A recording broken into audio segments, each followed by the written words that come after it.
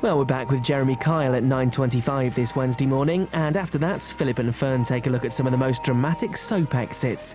But now at 6, it's GMTV.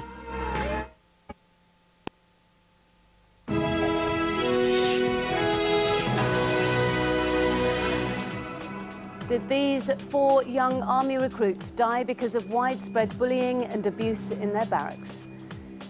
Good morning, this is the News Hour on GMTV. Yes, it's 6 o'clock on Wednesday, the 29th of March, 2006.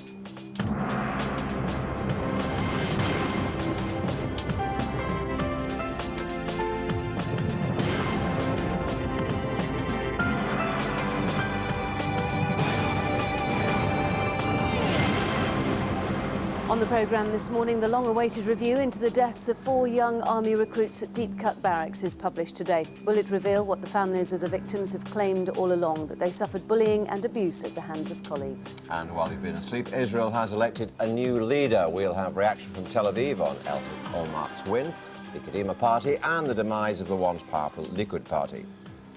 Also this hour, the worst night of violence yet seen in France. We're live to Paris after 1 million people took to the streets last night over French employment laws. And after past, the perils of sleepwalking. Brab, what are you doing? Yes, we meet a man who's cooked an omelette and chips while he's fast asleep. Dr. Hilary Jones will be on hand with some help and advice. Yes, always with ketchup, I think is the advice. But first, blustery and damp, it's Claire with the weather. Thank you very much. Hello, good morning. Well, a bit damp in the south this morning, particularly across England, southern parts of England and Wales. The best of any sunshine will be across eastern areas of Scotland down towards northern parts of England. Showers coming in across western Scotland as well as Northern Ireland. There will be a partial eclipse of the sun around 10 o'clock this afternoon, this morning until around midday. The best chance of seeing it will be in the east, particularly eastern areas of Scotland.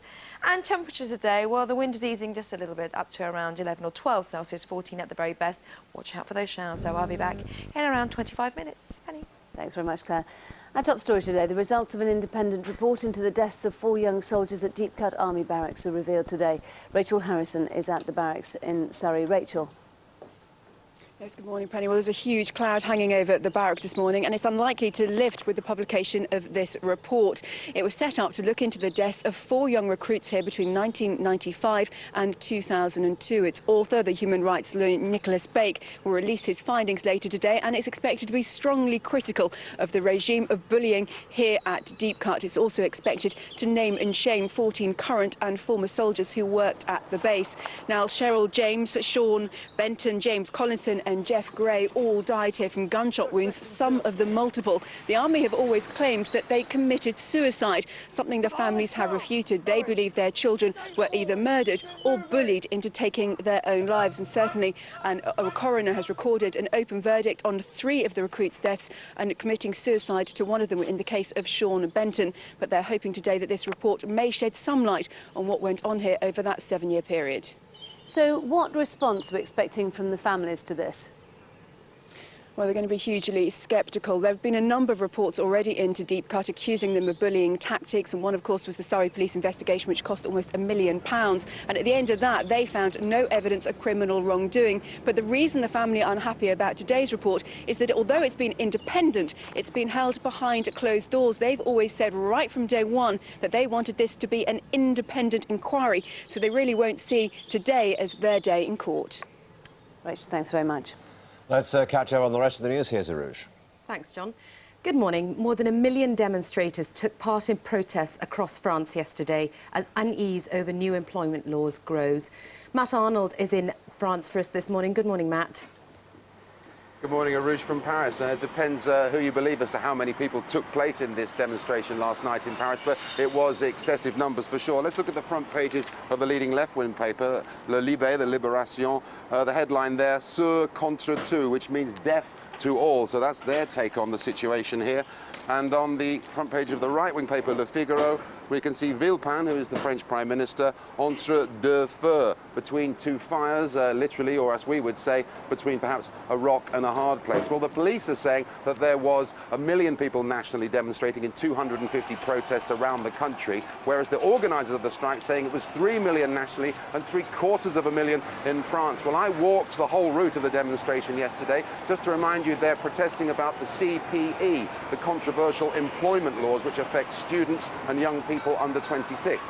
Basically, it means that these laws have been passed by the Prime Minister Villepin, and they are on a 2-year trial period. They can be sacked at any time without an explanation. Villepin has said last night that he thinks that the laws should stand. He doesn't want to take them back. But his opposite number, shall we say, in the presidential race, the Interior Minister Dominique de Villepin, he thinks that these should be negotiated further. These two are possibly posturing politically for the time being, but this is very, very much an ongoing dispute. Matt, thank you. The acting Prime Minister in Israel has declared victory in yesterday's election. Ehud Olmart's centrist party is now expected to form a coalition. His Kadima party is expected to outline a path to finalise Israel's borders by 2010.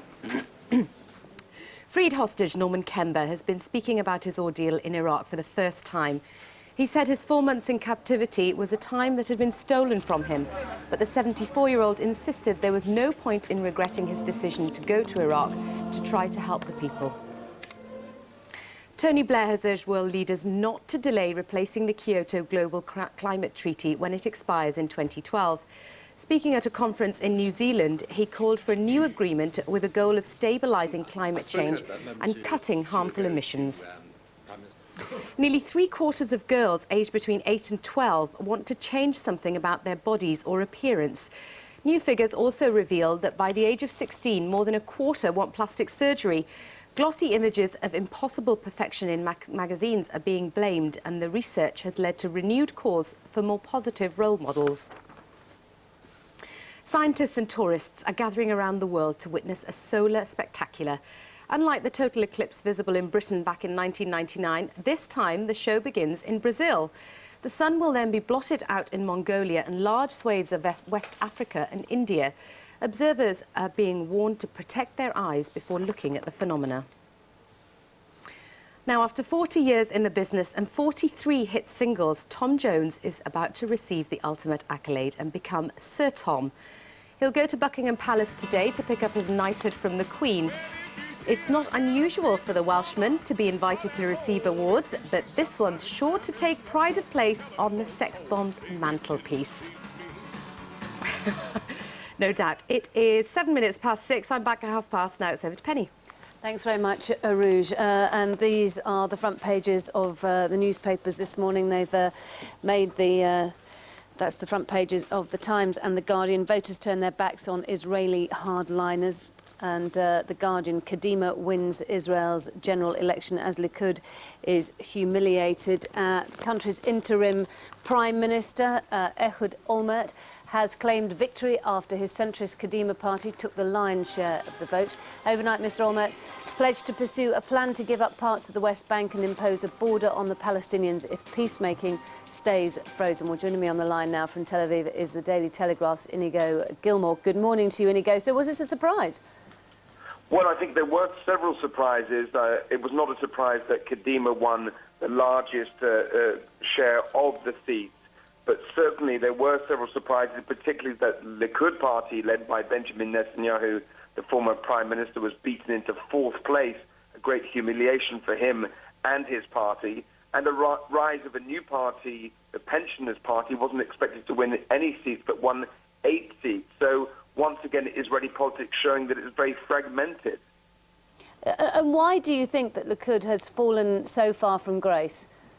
Well, there's several reasons, I think. One is Benjamin Netanyahu's standing among the Israeli electorate has not been good for some time.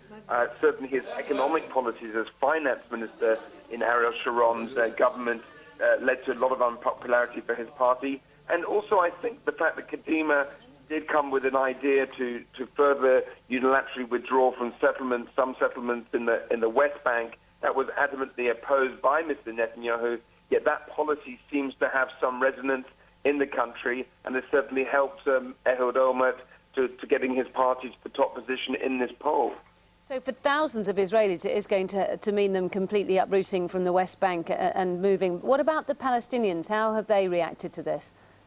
Well, the new Palestinian Prime Minister, Haniyeh, the Hamas leader, has said that this is not the right approach, that to unilaterally withdraw from the West Bank without any negotiations with the Palestinians will just create further problems for the future. So a very negative response from the Hamas leader. But of course, Israel is at the moment ignoring Hamas, not even really recognizing that there is a new Hamas government in place. And of course, many eyes will now be upon what will happen if there are to be any kind of negotiations, any kind of contacts even with the Hamas government. A lot of people were looking towards Ehud Olmert and whether he's able even to form a stable coalition government that could perhaps even talk to the Palestinians in the future.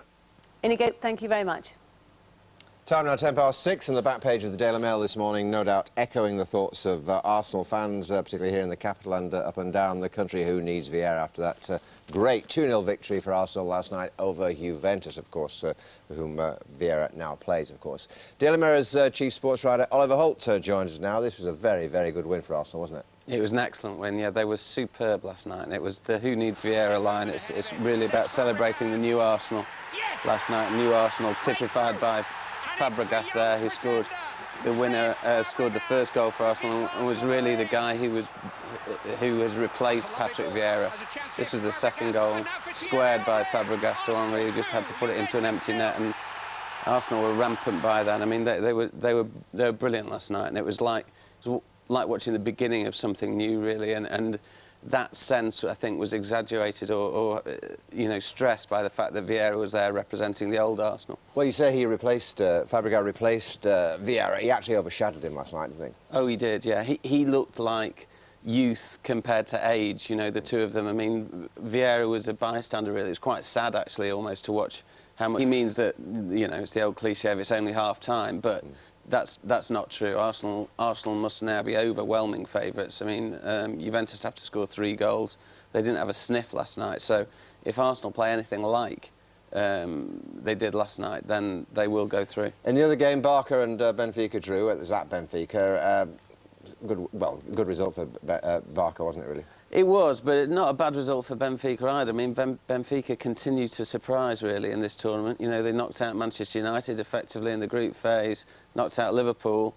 You know, it's still poised, that one. I mean, it's not quite the walkover people have been expecting. Just a quick word about Wembley. News this morning that, according to one source anyway, again, I'm quoting the Daily Mail this morning, but no games there until the autumn.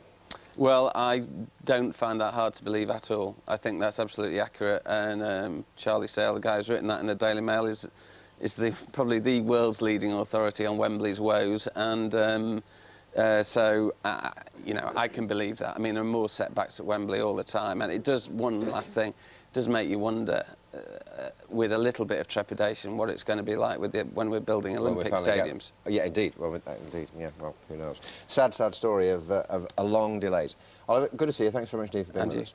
13 minutes past 6. You're watching the News Hour on GMTV. This morning's headlines: the results of an independent report into the deaths of 4 young soldiers at deep-cut army barracks are revealed later. Millions of demonstrations have taken, or demonstrators have taken to the streets of France amidst the worst protest yet against the new employment law. And nearly 3/4 of girls aged between 8 and 12 want to change something about their bodies or appearance. The new findings also reveal that by 16, more than a quarter want plastic surgery. Now, having a baby should be one of the happiest and most special times of a woman's life, but for thousands, it's a time of misery and desperation. Mums today are 4 times more likely to suffer from postnatal depression than 40 years ago, according to a new survey by Net Mums. In a moment, I'll be talking to Siobhan Freegard from Net Mums and Dr. Sarah Jarvis, Women's Health Spokesperson for the Royal College of General Practitioners. First, an example of one mother's experience in coping with postnatal depression. There was no happy, no sad, it was just pain from the C-section, and that was it. There was nothing at all. It's like if you imagine a nightmare where everyone's died in some sort of Holocaust and you're just left on your own. there's no way out, there's no way back. You can't run, but you can't sit still. It's just a load of emotions all at once. There's no way of describing it. It's so confusing. I was very afraid. I was so frightened that if I went to my health visitor for help, that I wouldn't get the help. She would just phone social services and straight away my daughter would be taken away from me. I'd never see her again and it'd all been my fault. And I was completely terrified. I've lost those 6 months with her and now I'm determined not to lose any more time with her. I'm going to make a go of being a mum. Kirsty Amos' story there. Well, joining me in the studio, as I said, Siobhan Freegard from Net Mums and Dr Sarah Jarvis. Good morning to you both. Hello. Why do you think the number of cases has gone up? I think it's a reaction to the stress levels in perhaps our modern world. And when we did the survey, we were trying to establish, is it just mums today who have gone through this, or is it because it's been perhaps underreported, underdiagnosed over the years? Is it something that, postnatal depression's always been around and it's only now that we're recognising it? So we surveyed 2,000 mums of sort of yesterday, of the 60s and 70s. And I know we've got some of the things that they said. Women today feel that they have to be the perfect mum and wife and have a high-flying career than we had in the 1960s. There was more of an extended family to help. And there was a slower pace of life in the 60s compared to now. They were just some of the statements that people had made. One lovely 82-year-old, now grandma, and she said, in those days, yes, we didn't have the mod cons. Life was harder, perhaps physically. We didn't have much money. We didn't have, so much mod cons. But the pace of life was slower, and we weren't expected to be all things. And also, as we were talking about, the extended family, which is incredibly helpful. Well, that actually came through in the survey, that nearly twice as many mums lived near their own mums or their extended family, back then, as opposed to now in our sort of fragmented society where people move around so much. What's your reaction to the statistics? Is it just a case of, could it be due to underreporting as well?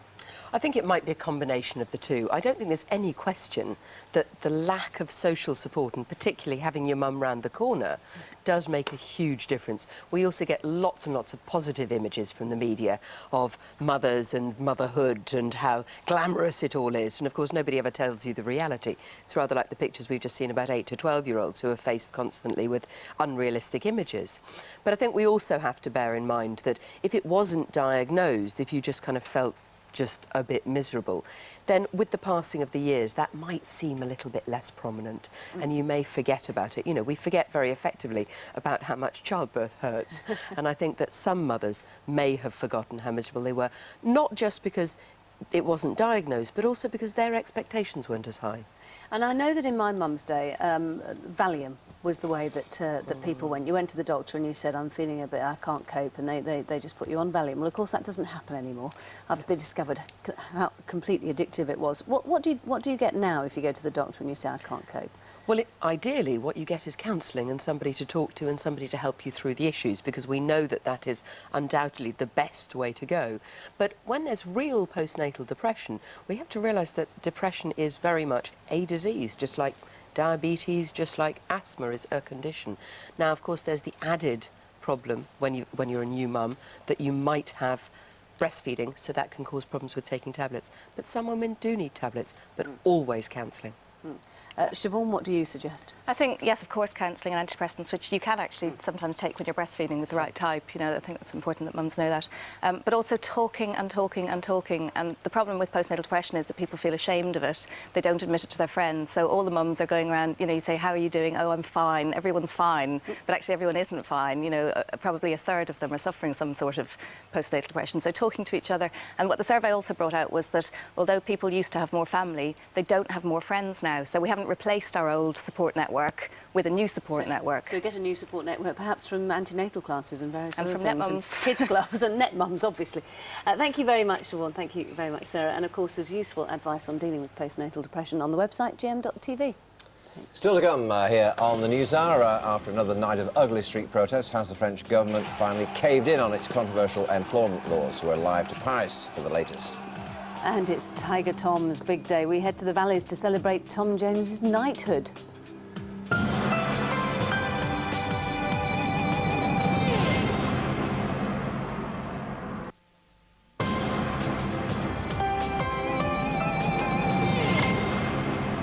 Welcome back. 6:20 is the time you're watching the news hour here on GMTV. Well, France saw the biggest protest so far against new employment laws, with more than 1 million people taking to the streets last night. More than 4,000 riot police armed with tear gas and water cannon were sent into the centre of Paris with orders to arrest as many troublemakers as possible. Our correspondent Matt Arnold was in the midst of all that. Matt, very good morning to you. That was a pretty ugly night last night, wasn't it? You're absolutely right, John. I don't mind admitting I was very, very frightened indeed, right in the middle of the Place de la République, where all the demonstrations ended and where all the violence took place. Being close up to the CRS like that, where they're using CS gas and using water cannon, it's a really pretty disturbing experience. There's a dispute as to how many people took part last night. All I can say is I was there, and I would say several 100,000. Now, John, you remember the young girl you spoke to yesterday? Well, I actually went with her and her boyfriend to the riots, and I was interested to see from her perspective how her day panned out. The demonstrators who came expecting violence weren't disappointed. The notorious French riot police, the CRS, used every weapon available to them to keep order. Water cannon hosing back the taunting crowds, and CS gas used as a first alternative, indiscriminately but very effective. 20-year-old Katia and her boyfriend Jeremy did all they could to keep out the stinging gas. How do you think the police have handled this tonight? Well, they knew what they were doing, definitely. They knew that there would be a lot of people, and they were hoping there would be a troublemaker so that they could make us go away. But I'm very proud of the students, because they're all still there, and well, we'll stay here until the end, and I hope tomorrow it'll have had its effects. Over 200 arrests during the day as the angry young French played cat and mouse with the CRS. Earlier at the start of the protest at the Place d'Italie, things were much friendlier, but it was clear to many that trouble lay ahead. Everybody say that. I hope that there's not going to be trouble, but it's sure that there's going to be trouble. Well, it's 9 o'clock. It's not all over yet here. The CRS have penned everybody into an area of about 100 square meters. The odd fight is breaking out. They're using water cannon, and they're still using CS gas. I think we might be here for some time yet. The CRS were heavy-handed, but controlled things. By 10 o'clock, the last few to be arrested were quietly led away. Interesting political development last night, John. De Villepin, the Prime Minister, he's not budging. He's come out and said that he thinks these new laws, however unpopular they are, should stand. But his Interior Minister, a member of the same right-wing government, Nicolas Sarkozy, he's saying that no, the laws should be suspended and there should be new talks. There is a hint here that both of these two gentlemen are posturing politically, possibly with their eyes on the presidential election. John. Well, thanks very much indeed. I trust those bangs we can hear in the background of dustbins and not what we might imagine in that situation right there. Thanks very much, Matt. Well, Jean-Pierre Langier is the London correspondent of the newspaper Le Monde, and joins me now in the studio. Good to see you, Jean-Pierre. I'm old enough to remember Danny the Red and the student protests of the 1960s. Are we seeing the beginnings of something similar here? No, I don't think so. I remember Danny the Red because I was there. And I was a protester in '68, and the atmosphere was totally different. In '68, you had a country, France, with full employment, with an optimistic hope for complete change, with a very explosive ideology. It's no more the case. This is now a country with 25 years of full unemployment, with no ideology at all, and with just a culture of rebellion to defend the status quo. Okay. What do you make of this development overnight by the Interior Minister, who seems to be suggesting that the country should suspend these proposed laws and talk to the students? Where do you think that will leave him with regard to the Prime Minister, who said no such thing? Well, it's not a surprise for me. I mean, first, he has already said that 2 days ago. He criticized the Prime Minister because he reproached to Villepin not having negotiated the text with the Union before going to Parliament. And everybody knows that, of course, he has, as your correspondent said, his eye on the presidential election. But he's not the Prime Minister. And Villepin, I suspect, is not going to give up. And I don't see Chirac pushing Villepin to give up just to satisfy Mr. Sarkozy he doesn't like. So if the Prime Minister doesn't concede and these protests continue, one has to ask, what about the effect on tourism and indeed the entire economy? Because when I was in Paris in the autumn, there were protests going on, but they were in the suburbs. The visitors like myself didn't see them apart from on television. This is right in the heart of Paris. This is the Eiffel Tower was closed yesterday. Flights to France are being cancelled. How long can France sustain that? You're right. It's a very bad effect on an impact, I suspect, about the image of France. Not only the image, the reality of tourism, but also after a repetition of this type of trouble about the idea that the foreign investors, for example, have about France and about a country where there's too much trouble and not enough culture of negotiation, unfortunately for them. Well, we'll see. Jean-Pierre, I've got to leave it there. Thank you very much, Steve, for coming in to talk to us. Time is 6:26. A little later today, the Queen will utter the words, "Arise, Sir Tom," and the voice of the valleys will be a Knight of the Realm. Well, Jackie Cabler is with a Tom Jones fan in North Wales. Jackie. Good morning. Well, in his youth, he was a glove cutter, a paper miller, and even a door-to-door vacuum cleaner salesman. But the boy from the valleys has come a very long way since then, and today Tom Jones becomes a Sir. And I'm in the home of a lady who campaigned for more than 4 years to get him that knighthood. Very ordinary house until you come to this room. Now I'm going to show you inside that room in just a minute, and believe me, it's worth waiting for. But first of all, let's take a little look at Tom Jones' career so far. The soon-to-be Sir Tom Jones there. Now, back to this room. Anne Hughes is inside this room, and this door kind of gives you a clue that she's a bit of a fanatic. And just let me take you inside, because in here is what I can only describe as a shrine to Tom Jones himself. Good morning to you, Anne. Good morning. Take a very quick look around here. Every possible piece of memorabilia you can imagine, 40 years worth of it, including Anne's prized possession, a signed photo on her 60th birthday from the man himself. And also up here, he's holding a bunch of daffodils, which Anne actually gave him at a concert in Cardiff. It's an amazing room, an amazing sight. And you're clutching here the letters that you wrote, many, many of them nominating him for a knighthood. He's finally got it. How do you feel today? Oh, I'm over the moon. I think it's wonderful, and it's been a long time coming. And if he hadn't have received a knighthood this year, I would have kept on writing. Good for you. You're a certainly devoted fan. Why is he so special? I mean, you do fancy him a little bit, but it's not just that, is it? No. I just think he's a phenomenal artist, and his music over 41 years, it's just wonderful, and it'll. You know, he's not frightened of changing his style, and he's got panache, and he's sexy. He can do anything. Talking about the sexy, if you look over here, in this little packet, there's a pair of knickers which has got the sweat of Tom's brow on it. Enough of that. Anne's husband is downstairs. And if Tom is watching this morning, which I'm sure he is, obviously, what would you like to say to him? We have a glass of wine ready. Enjoy your morning, Tom, and enjoy your moment. I'm just so sorry that I can't be down there to enjoy it with you. Oh. Yes, and it's just so sad that your late parents aren't here today to see this, because they would have been ever so proud of you. They would. Well, you're proud enough for everybody, I think. Yeah. And would love as to we say in Wales, Yaki da. Yaki da. Yeah. And would love to meet you in person, Tom. If you're ever in this neck of the woods, come down here. She does a great Welsh breakfast. Back to you. Excellent, Jackie. Thanks very much. Yes. I feel very hungry now, just thinking of a lovely Welsh breakfast. Time is 6:30. Here's the weather with Claire.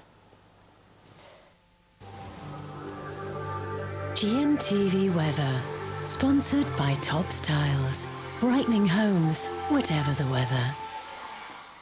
Hello, good morning. Well, today's probably the best day of the week weather-wise. The rest of the week's going to be very unsettled indeed.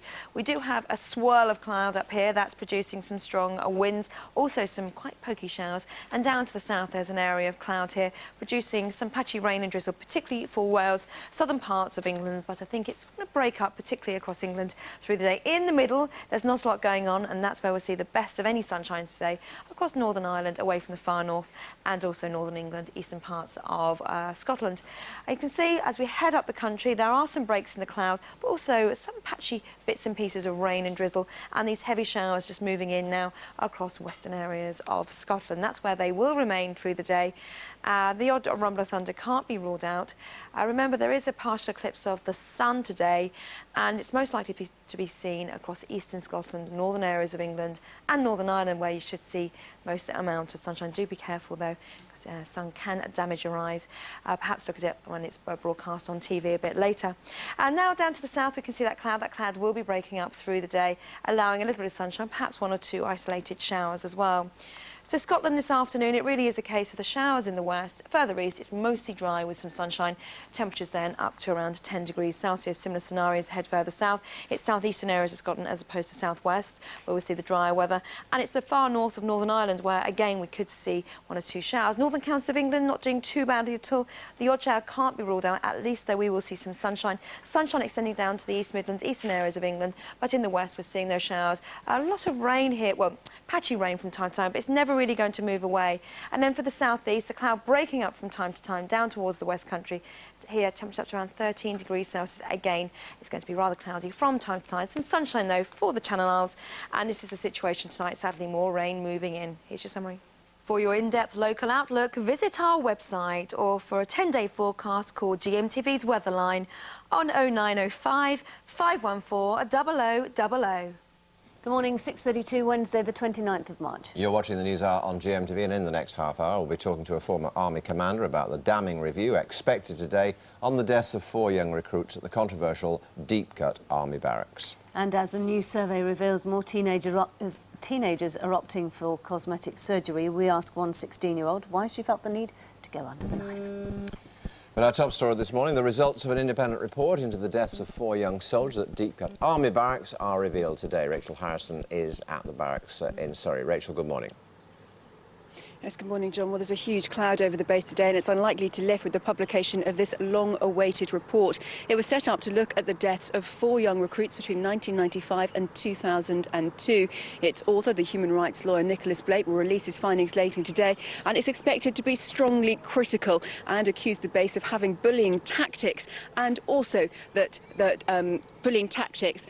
Now, one of the things that's happened here is that Cheryl James, Sean Benton, James Collinson and Jeff Gray all died here from gunshot wounds, some of them multiple. The Army have always said that they took their own lives, something that's been strongly refuted by their families. Their families instead believe their children were either murdered or bullied into taking their own lives. Now, a coroner has recorded a verdict, an open verdict on 3 of the recruits' deaths, but one of suicide in the case of Sean Benton, and it's hoped that this report will be out today will actually shed some light on what went on here during that period. How are the families expected to react to all this, Rachel, today? They're not going to be very happy at all. In fact, they're going to be very sceptical. This, of course, is not the first investigation into the base. One was the Surrey police investigation. It cost £1 million, and at the end of that, they said that there was no evidence of a criminal wrongdoing. So there's been investigations so far, but one of the things the families have said right from day one, really, is that they wanted a public inquiry. This is an independent inquiry, but they wanted one that was not behind closed doors. They wanted all the information to be shared in the open, which is why they really won't see this as justice. Rachel, for the time being, thanks very much indeed. 26 minutes to 7. Let's cross to Arouge at the news desk. Thanks, Penny. Good morning. The acting Prime Minister in Israel has declared victory in yesterday's election. Ehud Olmart's centrist party is now expected to form a coalition. His Kadima party is expected to outline a path to finalise Israel borders by 2010. More than 1 million demonstrators took part in protests across France yesterday as unease over new employment laws grows. Matt Arnold is in Paris for us this morning. Good morning, Matt. Good morning, Arouge. It was a terrifying night of violence in the Place de la République last night, depending on where you believe your figures to come from as to how many attended. The organisers say 3 million people demonstrated across France and 750,000 in Paris alone. The police are putting the figure at 1 million nationally. And it was a very disturbing night inside the square in the Place de la République. They were using CS gas, they were using water cannon. And the whole dispute, just to remind you, is about these new controversial laws, the CPE, which have been brought in by Prime Minister de Villepin, and basically what they are doing is saying to people under 26 in France that they have to work in their new job that they may get for 2 years on a trial period, and they can be sacked at any time without an explanation. And that is why the students, and now backed by the unions, are demonstrating. And this is very much an ongoing situation. One interesting political development last night, Prime Minister de Villepin has come out and stated that he believes that the laws should stand. Despite all the protests yesterday, he wants them to go ahead and to remain law. But a man inside his own government, Nicolas Sarkozy, the Interior Minister, he came to the square last night and said, no, it's time to suspend the laws and negotiate further. It could be that both these two gentlemen have one eye on the French presidential elections and are putting that above the interests of their country. Matt, thank you. Freed hostage Norman Kember has been speaking about his ordeal in Iraq for the first time. He said his 4 months in captivity was a time that had been stolen from him. But the 74-year-old insisted there was no point in regretting his decision to go to Iraq and try to help the people. Nearly 3/4 of girls aged between 8 and 12 want to change something about their bodies or appearance. New figures also reveal that by the age of 16, more than a quarter want plastic surgery. Glossy images of impossible perfection in magazines are being blamed, and the research has led to new calls for more positive role models. And finally, Destiny's Child have been given the star of approval on Hollywood Boulevard. The trio turned out in the pouring rain for the unveiling of their star on the famous Walk of Fame. The group became the biggest selling girl band of all time before they split last year. It is now 6:37. The next news is at 7 o'clock. Now it's over to John and Penny. Thanks very much. When are you going to get one? What? A star on Hollywood Boulevard. A moment. It's only a matter of time. Organise it. Competition time now. Your chance to win £10,000 by the end of the show. Here's how to take part. GMTV is giving you the chance to win £10,000 of our flash cash, courtesy of Etihad Airways and the Beach Rotana Hotel. All you have to do for a chance of winning is answer this question. In money terms, how much is a grand? A, £10, B, £1,000, C, £10,000. You can dial 09068 100 100. That's 09068 100 100. Or you can text A, B or C as your answer, plus your name and full address to 81149. Or you can enter via the website. And now we know why I don't have a star. Yeah, because you have to pay for it yourself and pay for the upkeep. 30 grand, apparently, we've just been told. There you go. It won't happen. Lines close at 9 o'clock for our competition. Winner will be revealed on the Lorraine Show. I think we should start a campaign to get John Stapleton's star on the Hollywood Walk of Fame. Give 30 grand, 30 pence, never mind 30 grand. Here's what's happening where you are.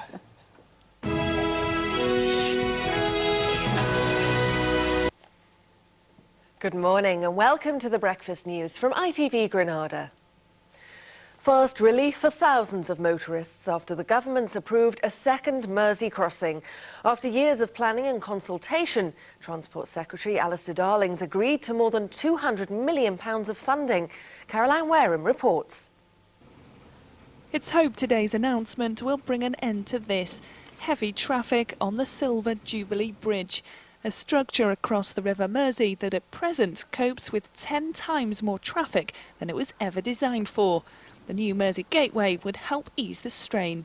The announcement is a critical stage in the development of the Mersey Gateway project because it now enables us to do detailed design, to go through the planning process, the procurement process and to start constructing the bridge, which we hope to have in place before 2014. The second bridge between Runcorn and Widnes would improve access to places such as the airport and the Mersey port, as well as boost local business.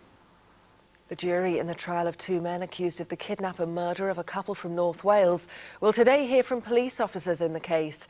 Tony and Linda O'Malley, who were originally from Liverpool, were killed 3 years ago while looking for a holiday home near Benidorm. Their bodies were found 6 months later buried under a villa. Lancaster Castle's been praised in a report by the Chief Inspector of Prisons. It recognised the extremely good resettlement work being done to help prisoners reintegrate into society. It's also become a specialist drug rehabilitation centre. However, the inspector made a series of criticisms, including the lack of work and skills training for prisoners. Football, and in last night's Coca-Cola Championship, Burnley drew 1-1 at home against Southampton. Meanwhile, 6th placed Preston increased their playoff chances by opening up a 5-point gap with the chasing pack after beating Crewe 1-0. Tonight in the Premiership, Manchester United take on West Ham, determined to keep pressure on that second-place spot. I think that West Ham have been galvanised with their cup run. They're in good form themselves, so given all our past games against West Ham, which usually are good football, good entertainment matches, I think we'll be that way tomorrow again. That's it for now. I'm back at 7:05. Time now for a look at the region's weather. Take a deep breath and shout down the weather. Is that the best you can do? Cloudy with sunny spells and the odd shower this morning. This afternoon it'll be bright with less rain than yesterday. Temperatures reaching 11 Celsius, 52 degrees Fahrenheit.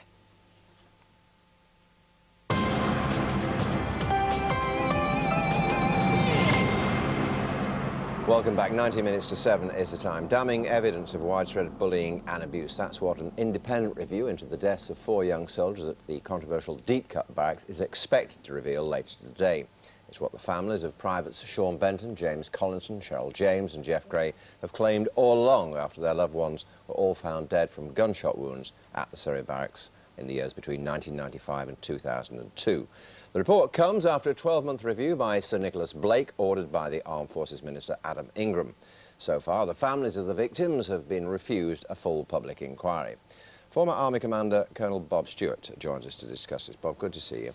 If what we believe to be the case is revealed later today, that there is evidence of widespread bullying and abuse, that does suggest to me that there's either been incompetence or a cover-up in the past inquiries. Well, I think there seems to have been some kind of abuse in some form or other, perhaps bullying, and that's perhaps what the inquiry will bring out. I could tell you one thing, that the Army would be horrified if they thought that someone was covering up something, and the Army itself is not trying to cover up. I'm sure of that. What they have got to do, though, is just to accept criticisms and deal with it.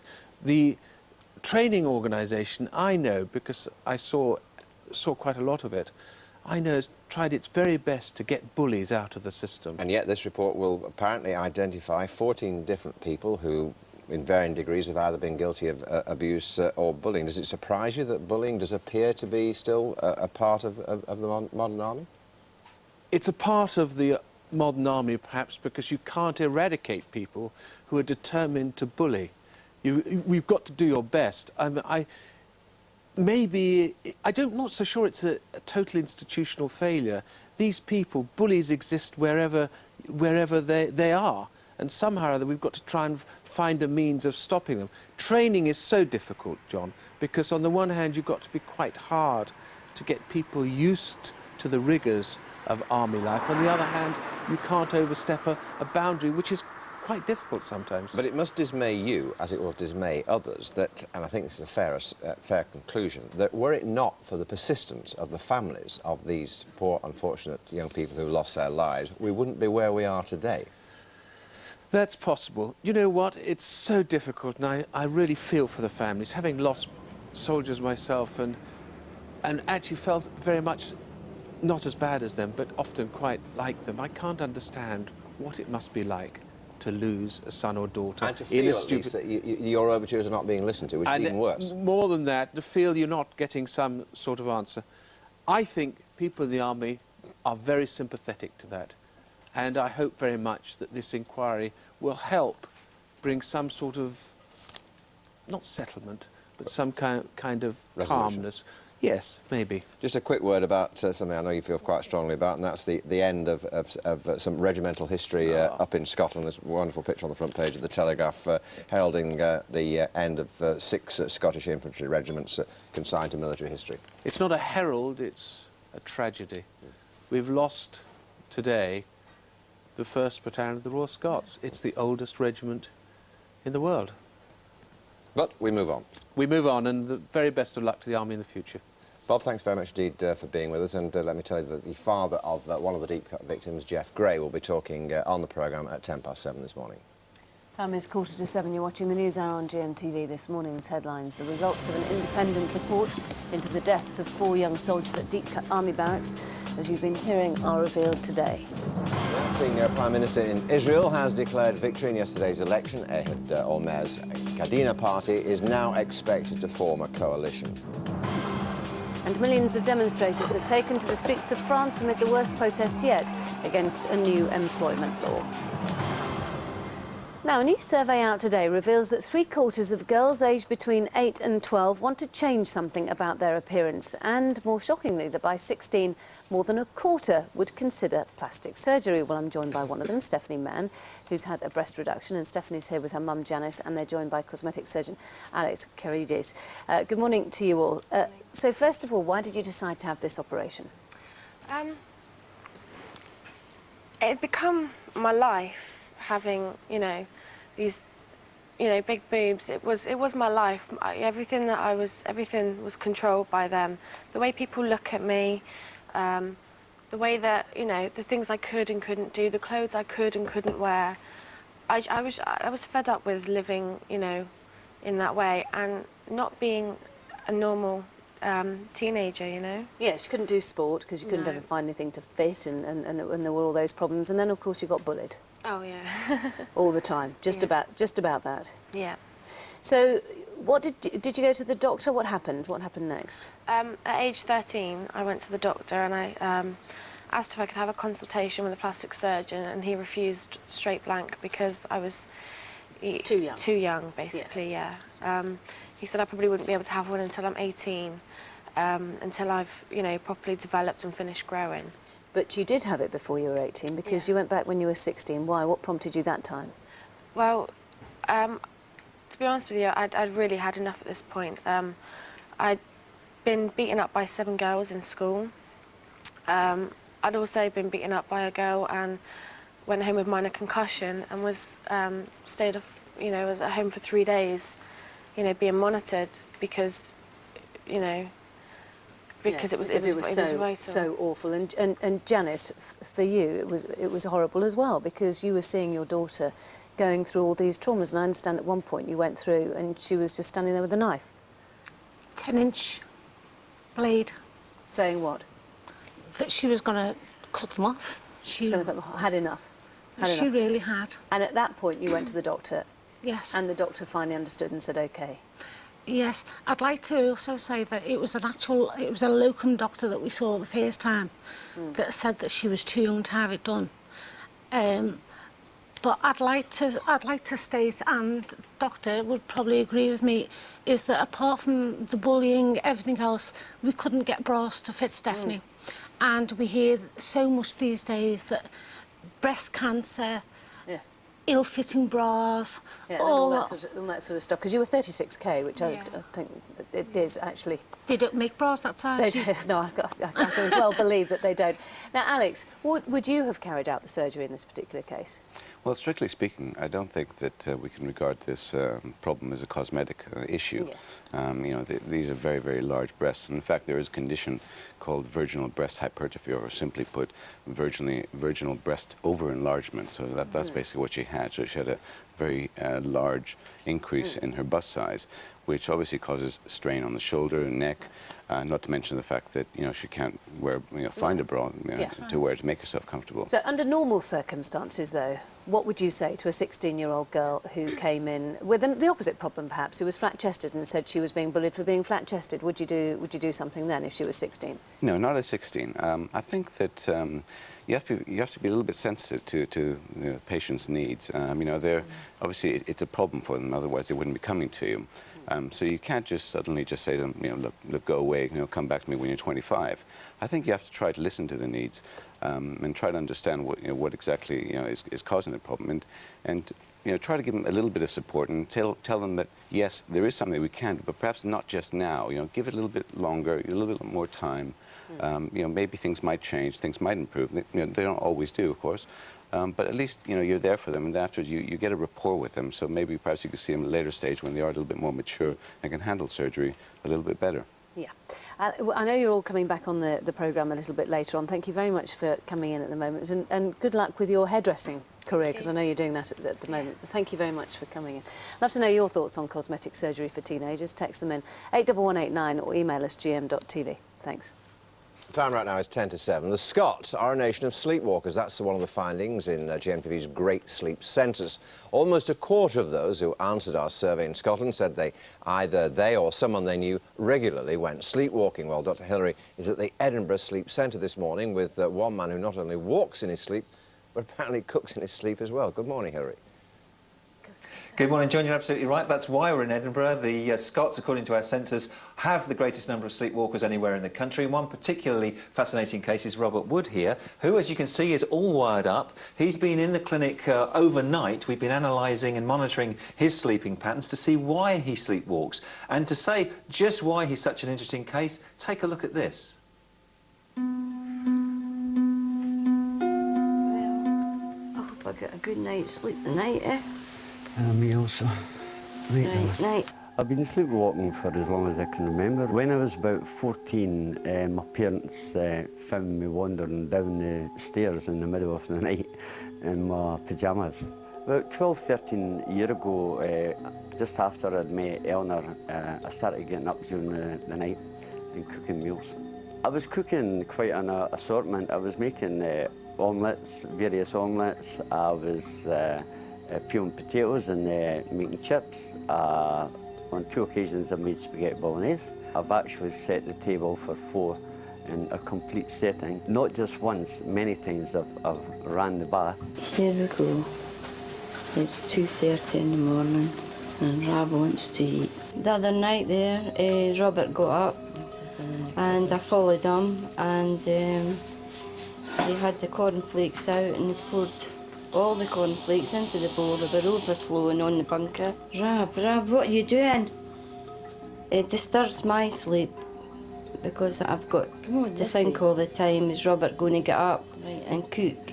My fear is that maybe he sets the house on fire. The sleepwalking, it really worries me because I don't know what I'm going to do next.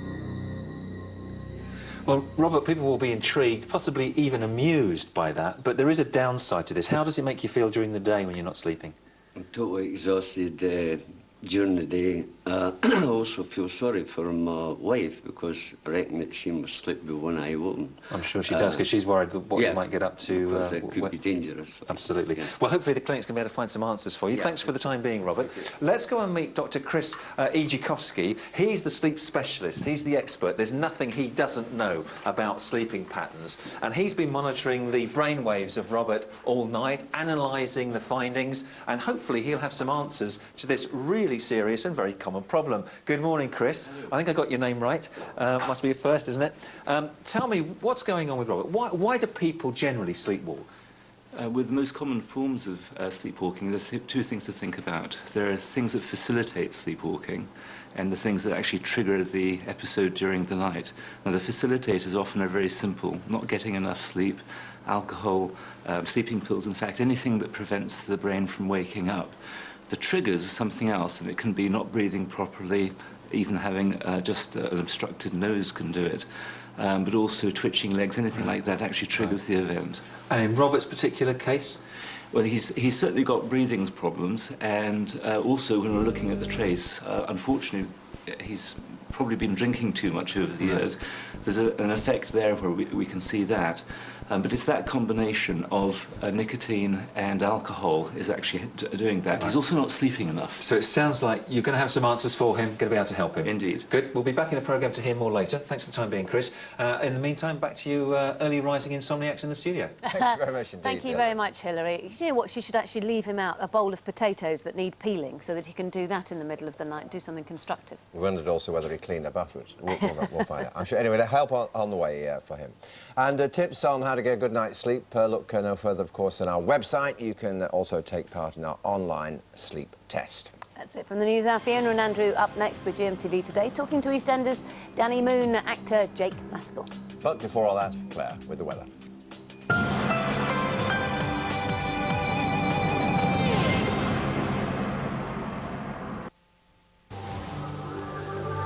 GMTV weather, sponsored by Topps Tiles, brightening homes, whatever the weather. Tomorrow onwards, in fact tonight, we are expecting more in the way of clouds. Can you hear me? Oh, sorry. Oh, God, I haven't plugged myself in.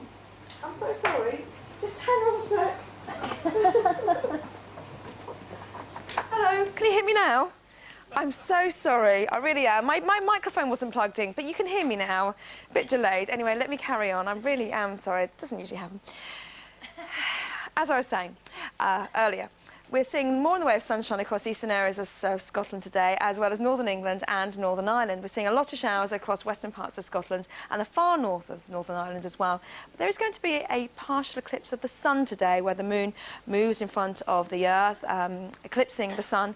The best chance of seeing it will be where we're seeing sunshine this morning. There's going to be more in the way of cloud across the far south, and that's producing a little bit of patchy drizzle. Let's have a look and see what's happening weather-wise for Scotland this afternoon. You're seeing some heavy showers come in across this western side here. Hopping over the Highlands, that's where we're seeing the best of any blue sky this afternoon, 10 degrees Celsius, 50 degrees Fahrenheit. Heading further south, 1 or 2 showers for Northern Ireland, although we will see some sunshine here. Southwestern areas of Scotland, northwestern areas of England, seeing those showers. A dry day for this eastern side, down towards Lincolnshire.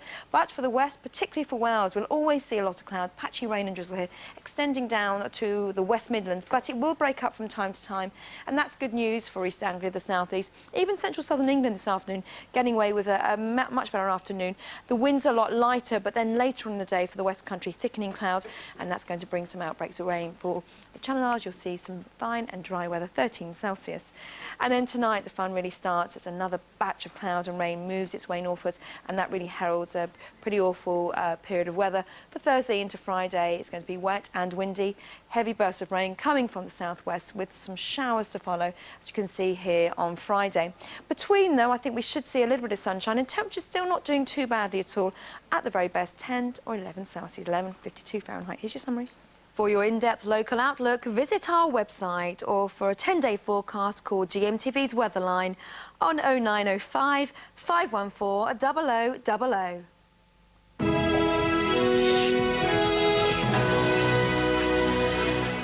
I was so frightened that if I went to my health visitor for help, that I wouldn't get the help. She would just phone social services and straight away my daughter would be taken away from me. Oh dear, the horror of postnatal depression, why baby blues are on the increase. Good morning, you're watching GMTV Today. You are, it's nearly 7 o'clock, it's Wednesday, the 29th of March, 2006.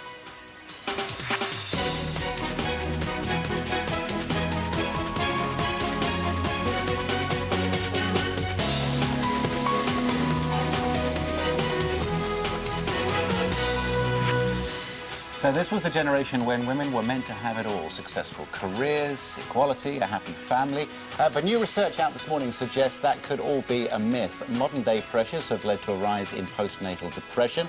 What do you think about all this? Are things better or worse for women than for the previous generation, like your mums, for instance? Email us, text us your stories, 81189. Takes more than mod cons to make life easy, doesn't it? Absolutely. I really don't think you can have it all. Well, you can, but it's managing it. Very all rare. In the end, yeah. Also today, will there be justice for the families of the young army recruits who died at Deep Cut? An independent investigation is expected to criticise the army for not looking after its young soldiers, but grieving relatives say that just isn't enough. Got the brooding bad boy of Walford in with us this morning. EastEnders Danny Moon, there he is, played by Jake Maskell. He's here to tell us what's really behind his return to the square. A bit of a duffing up by the looks of it.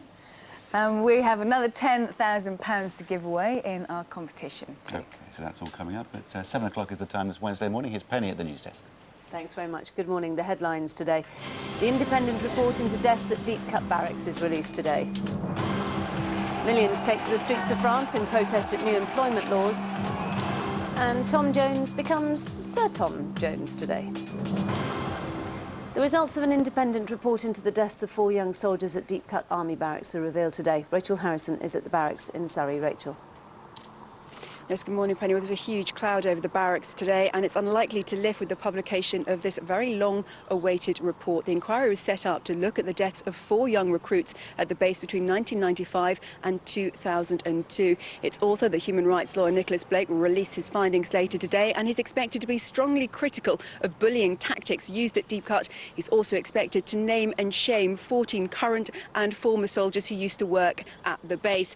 Now, Cheryl James, James Collinson, Sean Benton Benton and Jeff Gray all died here from gunshot wounds. Some of them were multiple. The Army have always claimed that they committed suicide, something the families have strongly refuted. They believe that their children were either murdered or they were bullied into taking their own lives. And certainly a coroner has recorded a verdict, an open verdict, on the death of 3 of the recruits and 1 of suicide in the case of Sean Benton. But this report has taken 12 months to gather the evidence, and it is actually hoped that it may shed some light on what happened behind the Army gates during that period.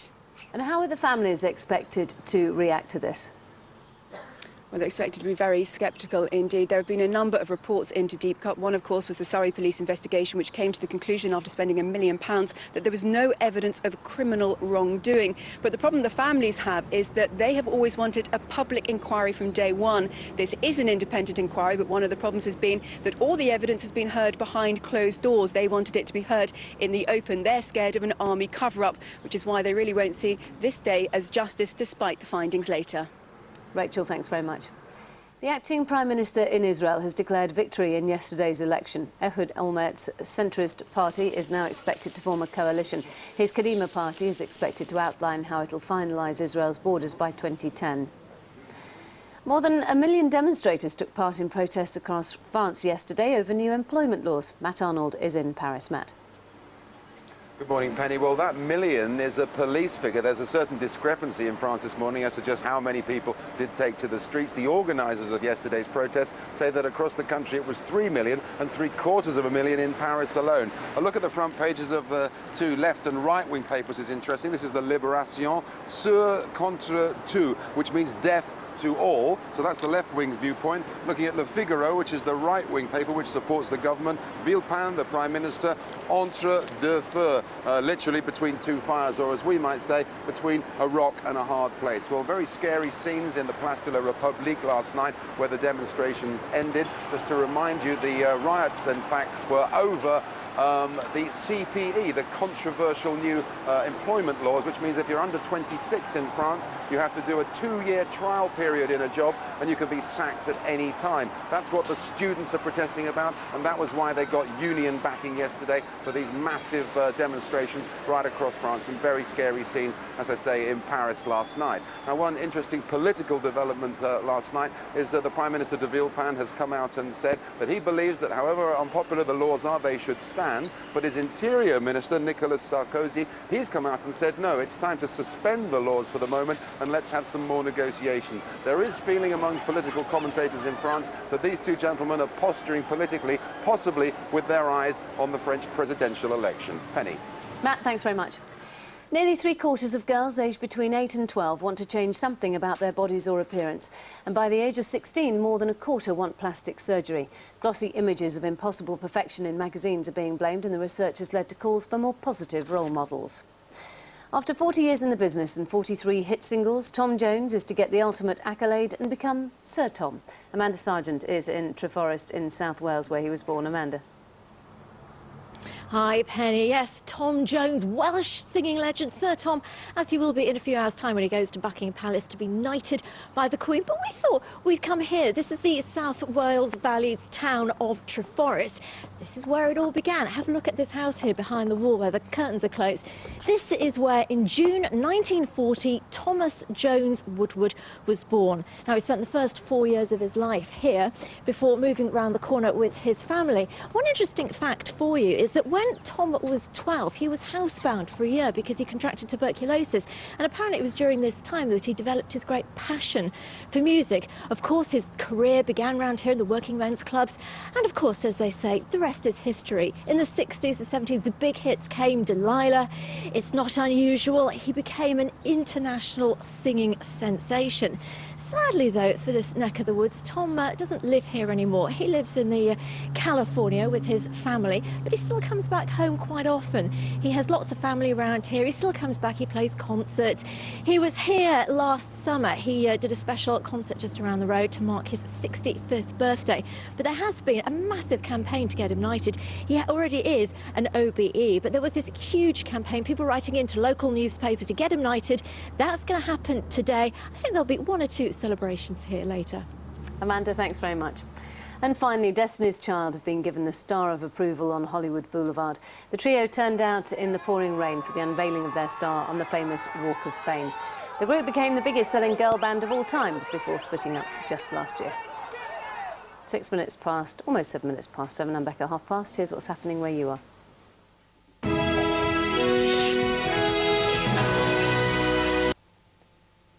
Good morning and welcome to the Breakfast News from ITV Granada. First relief for thousands of motorists as the government approved a second Mersey crossing. After years of planning, Transport Secretary Alistair Darling has agreed to more than £200 million of funding. Caroline Wareham reports. It's hoped today's announcement will bring an end to this heavy traffic on the Silver Jubilee Bridge, a structure across the River Mersey that at present copes with 10 times more traffic than it was ever designed for. The new Mersey Gateway would help ease the strain. The announcement is a critical stage in the development of the Mersey Gateway project because it now enables us to do detailed design, to go through the planning process, the procurement process and to start constructing the bridge, which we hope to have in place before 2014. The second bridge between Runcorn and Widnes would improve access to places such as the airport and the Mersey port, as well as boost local business. The jury in the trial of 2 men accused of the kidnap and murder of a couple from North Wales will today hear from police officers in the case. Tony and Linda O'Malley, who were originally from Liverpool, were killed 3 years ago while looking for a holiday home near Benidorm.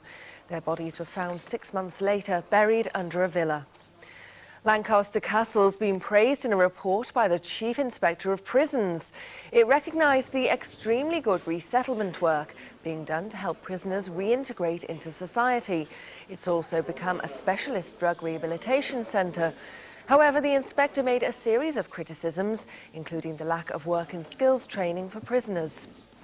Football, and in last night's Coca-Cola Championship, Burnley drew 1-1 at home against Southampton. Meanwhile, 6th placed Preston increased their playoff chances by opening up a 5-point gap with the chasing pack after beating Crewe 1-0. Tonight in the Premiership, Manchester United take on West Ham, determined to keep pressure on that second-place spot. I think that West Ham have been galvanised with their cup run. They're in good form themselves, so given all our past games against West Ham, which usually are good football, good entertainment matches. That's it for now. I'm back at 8:05. Time now for a look at the region's weather. Take a deep breath and shout down the weather. Is that the best you can do? Cloudy with sunny spells and the odd shower this morning. This afternoon it'll be bright with less rain than yesterday. Temperatures reaching 11 Celsius, which is average for the time of year.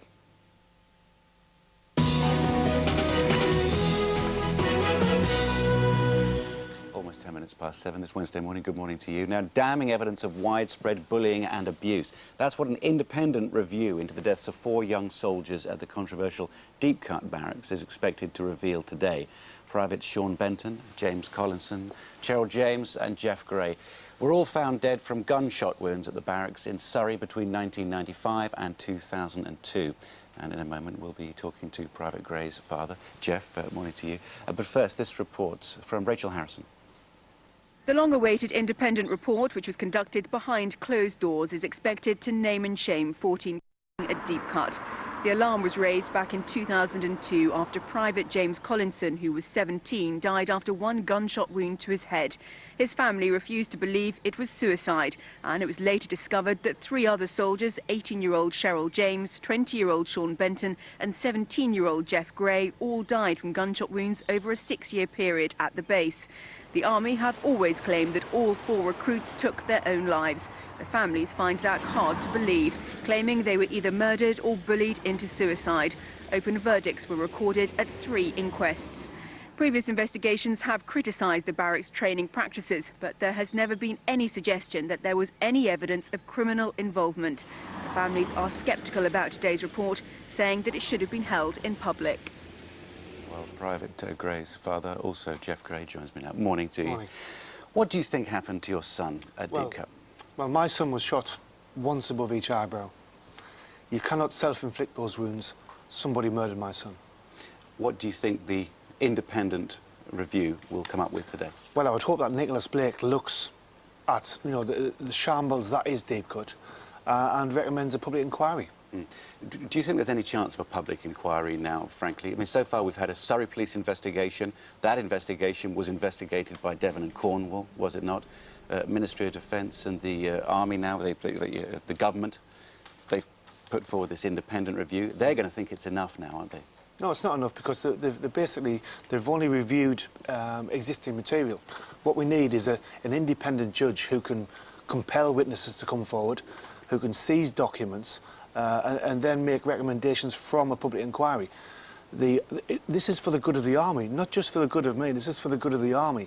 They keep saying that recruitment's falling because of Deepcut, because of Iraq.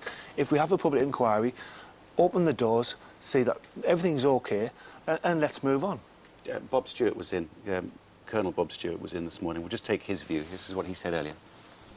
I could tell you one thing, that the Army would be horrified if they thought that someone was covering up something, and the Army itself is not trying to cover up. I'm sure of that. What they have got to do, though, is just to accept criticisms and deal with it. Accepting criticism and dealing with it. We've had criticism for the last 4 years, nearly 5 years. Now is time for action. We need a public inquiry. Let's get this sorted. Give us the truth about how our children died. Give us justice.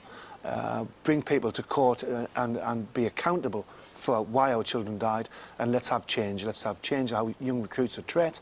And let's have change how parents of dead recruits are treated as well. Did you know anything of bullying and abuse at Deepcut when Jeff was alive? Did he tell you anything about? No, Jeff was having the time of his life at Deepcut. It was something he wanted to do forever. He had no girlfriend problems, he had no money problems, just passed his driving test and about to go on to learn to drive heavy goods vehicles. So he was having the time of his life. I believe the government, the MOD, have got the report. They got it yesterday. When do you get it? This is really sort of frustrating for me. I only get a 30-minute preview of the report and I'm expected to make comment on that without any legal advice there as well. But people, journalists, will be following this story very much. Most certainly. I mean, you know, we've got to thank the media and journalists for following our story. It's only proof that there is a wrong there. If the media wasn't following us, you know, we would realise that, you know, we've got no story here. You know, we'd give up really. How's Diane, your wife? How's she coping? Diane's fine. She's off doing other media work this morning, obviously doing the same as me, highlighting the fact that there should be a public inquiry. You can't rest yet, can you? I'm like any parent who's lost a child. I need to know the truth of why my child died. I deserve the truth. He deserves the truth as well. OK, the report is out at 12:30 and the eyes of the world will be on it. Thank you very much indeed, Jeff Gray. 7:14 is the time. Let's check the headlines now. The acting Prime Minister in Israel has declared victory in yesterday's election.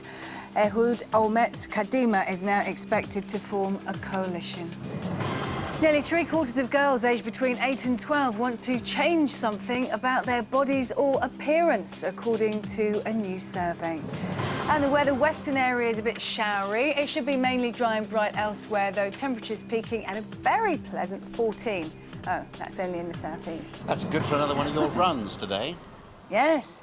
Andrew and I are out running. He's done 20 miles. I run for 3.5 minutes and then walk, and then run and then walk. But it's good good, because you feel like it. eating better afterwards, don't you? I feel like eating, I know that much. Just a little salad yesterday, you're doing very well. It's 3.5 minutes. He knows all my secrets. Right, competition time. Your chance to win £10,000. Yes, Sue Cleaver and Richard Arnold with all the details.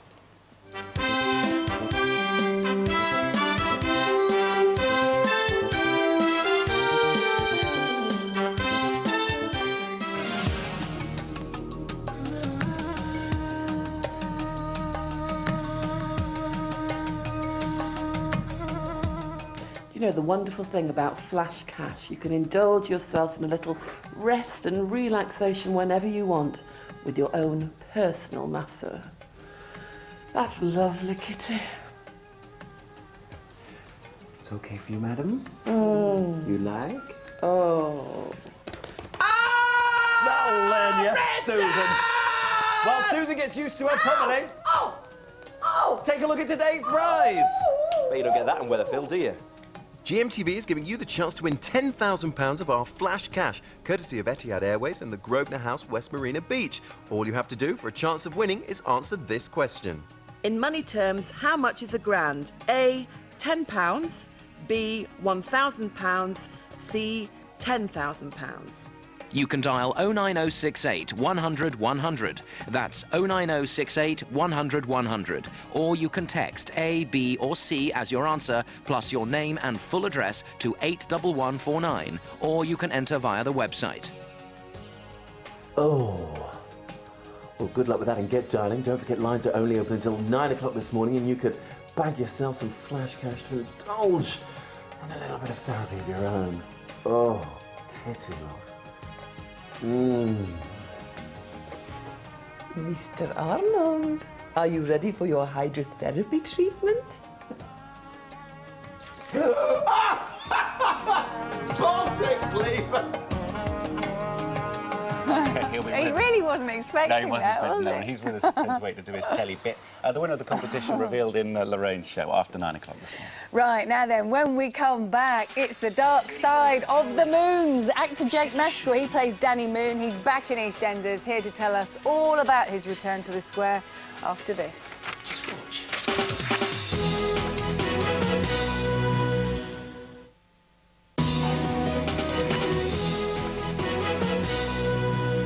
He's a naughty boy, you'll know that if you watched him in EastEnders. Danny Moon, he's returned, and Jake Maskell, who plays him, joins me now. And you're not naughty at all, are you? No, of course But not. Danny is. He was driven out of the square by Johnny after burning Johnny's house down. You made a big impression, didn't you, in the 7 months you were in EastEnders? Well, I was a very naughty boy. Yes, I you did were. cause lots of problems. But we all thought you were dead, you see. Yeah, I think half the nation did. Yeah. Everybody would come up to me in the supermarket and say, "But are you dead or alive?" But I'm not. I come back to You do be come back even more naughty. with a big splash. Yes. And we know Johnny has hired you, basically, to dispatch Phil and Grant. Yeah, he's hasn't right-hand man. Yeah. Danny is now suited and booted, and literally suited and booted, and he thinks he's all that now. And Johnny, he's kind of a pawn, really. Johnny, there's this whole thing with Danny. Danny looks up to Johnny as a father figure, and he... Silly boy. Yeah, really silly. Sort of listening to Johnny and doing whatever Johnny tells him to do. And it's the whole being part of a family, because he hasn't had that for a long time. And now with Jake and him sort of not together on the square, because he's not allowed Jake's to... his brother, for people who don't know. Yes, not me. Not you. Not I know me. it's all very confusing. Yeah. Jake, who is Joel in real Joel life. Beckett, yes. Exactly. Yeah. But the brothers are split, aren't they? Because Jake's not happy about Danny's reassociation with Johnny and the fact that he is about to carry out a very grim deed for Johnny. He found that out last week, yes, Yeah. and gave me an ultimatum, basically, or gave Danny an ultimatum. It's either me or Johnny. So basically, this week is the crunch between the choice that Danny has to make. And it all comes to a head on Friday. We're going to have a look at a clip from Friday's show, and this, in fact, features you and your brother Jake. Okay. I want to take you somewhere safe, not back to Wolford, but somewhere quiet, somewhere where you can calm down, learn to be yourself again. They're mates of yours? Phil and Grant? Hardly. I've had nothing but grief since I met them, which is why I know what they're like. They're here. Brought them back. Very soon, they won't be bothering you ever again. Johnny, you bought all this private woodland, so no one will ever find them. So stop worrying, Jake, and eat your sandwich. You didn't have any butter on that sandwich. It looked very dry, didn't it? It was quite dry eating it as well. But there you were, talking about the fact that you were about to sort of see off Phil and Grant. Yeah. And we also find out something else pretty gruesome about you, which I know we're not allowed to say. We're not. Now, we know there will be one less resident in Walford Square by Friday. I'm not sure who it is, though. I haven't been told. Well, apparently a spokesperson for the programme say they can't say who's going to live and who is going to die. No. And it could be more than one person. It could be more than one, and I think that's quite the exciting part of it. Is there are so many spoilers these days that it's quite nice to keep a little bit of a mystery. See, I know, really. I know all this information, but I'm not going to spoil it for anyone. You know as well, you cheeky thing. Right, you're very busy at the moment, aren't you? At the Theatre Royal in Windsor tonight. Yes. What are you doing now? Doing a play called Kind Hearts and Coronets, which is an Ealing comedy. I know, I remember that. Okay, with everyone actually remembers it with Alec Guinness, but it was really Dennis Price he was the main character in it, and that's the character I'm playing, Louis Mazzini, who again is a naughty boy. A little bit different to Danny because he's an aristocrat, and he basically bumps off his family one by one in order to get to become the Duke. I do hope this behaviour doesn't... You don't do method acting, do you? Bumping people off all over the place. There's slight typecasting. Yeah, I think so. And Stephen Pinder, who, of course, I used to love as Max in Farnham, Brookside. Those beautiful big blue eyes he's got. They're still there. He's acting with you. Yes, he is. He's playing the part that Alec Guinness actually played. Yeah. So he gets to have lots of fun, and he's dressing up in ladies' clothes as Lady Agatha. Nice. Yeah, he switches between all, you know, the parson, the general, old Ascot. Yeah, there are times on stage where I have to bite my lip and my tongue and... I bet, to stifle the giggles. Yes, yeah. yes. Well, listen, it's lovely to see you. You can see Jake and Stephen Pinder at the Theatre Royal in Windsor tonight, and for how many more nights are you there? Up to Saturday night is the last night. And then you move on to... because I know you're on tour. Yeah, we've got a little bit of a break, and possibly going to Buxton after that and a few more dates. Oh, I know. Buxton's lovely, actually, I've isn't not it? been there, Buxton. Yes, you are going to Buxton, Yeah, the Opera House, May the 23rd to the 27th. That's I knew a I'd seen it somewhere. little break.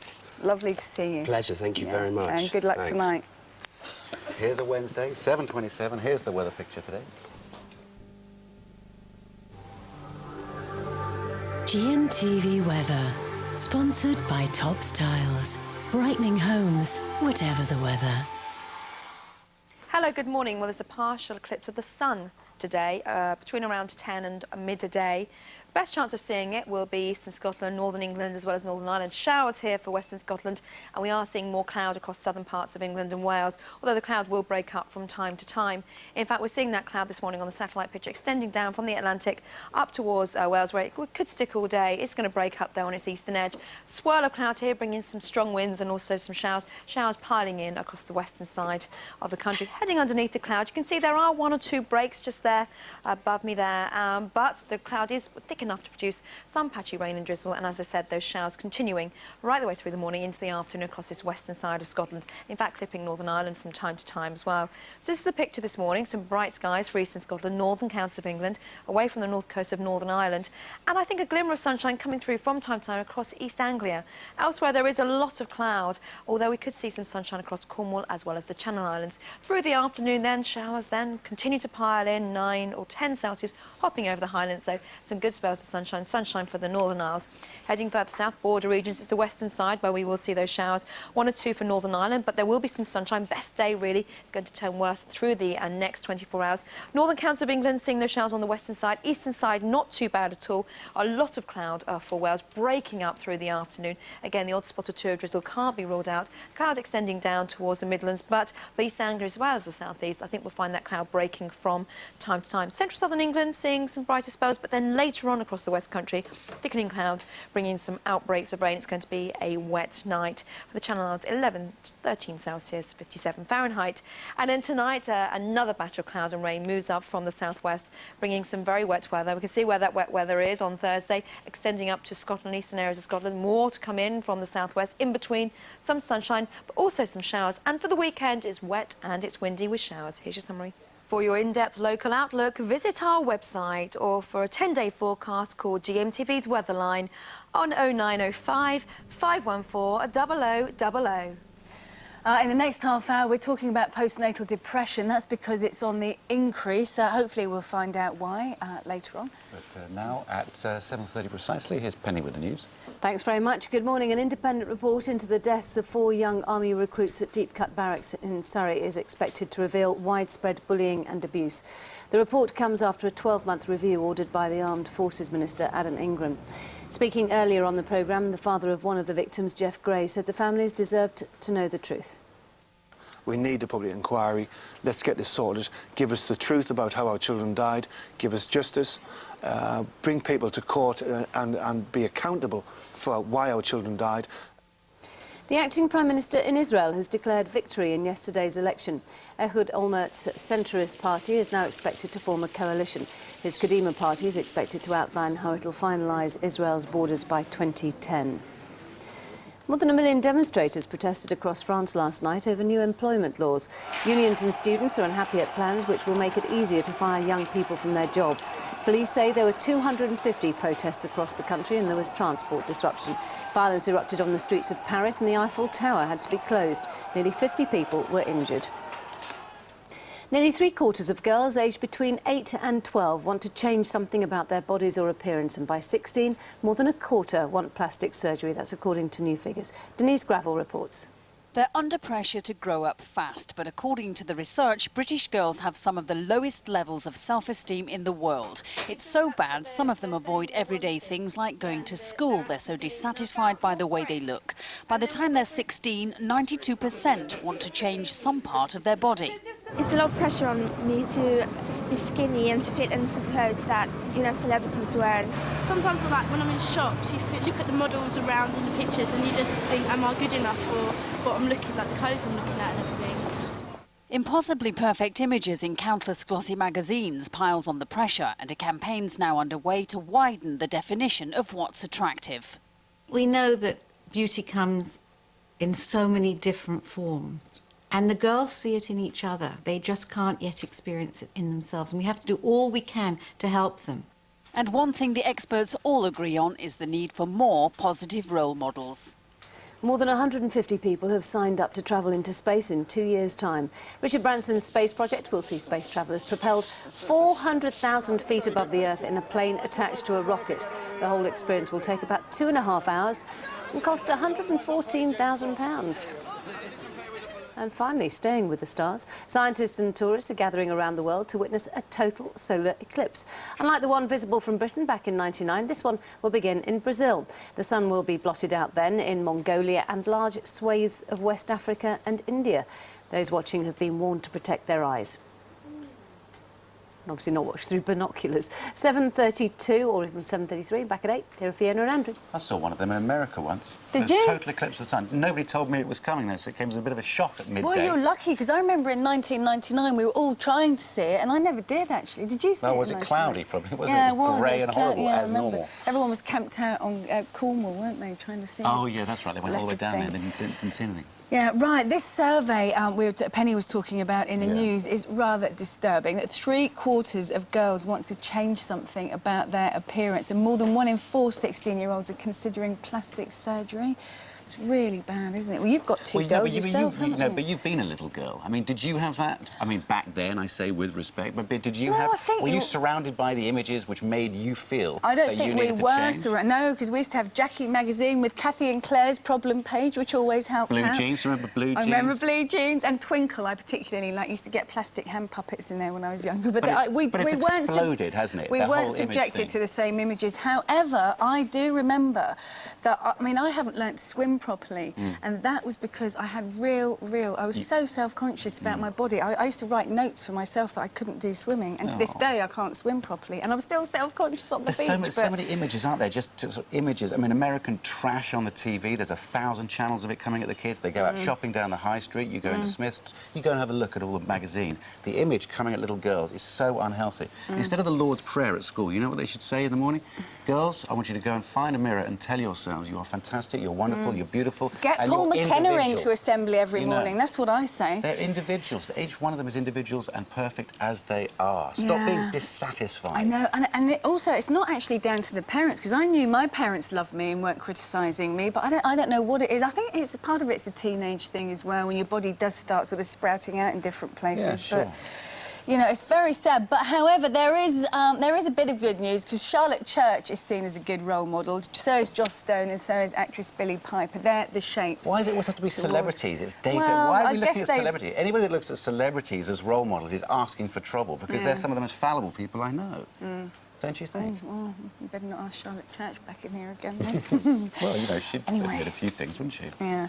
All right, when we come back, why the joy of becoming a mother is increasingly turning into despair for more and more mums. And it's nothing to do with teenage daughters, it's to do with little babies.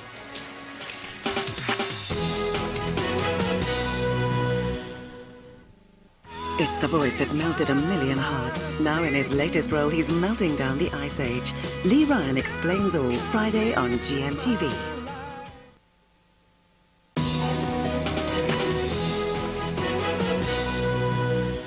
Hello again, 21 minutes to 8. Now, I know from friends of mine that lots of mums who've just had babies watch this show because they're up early in the morning all of a sudden, sitting there feeding.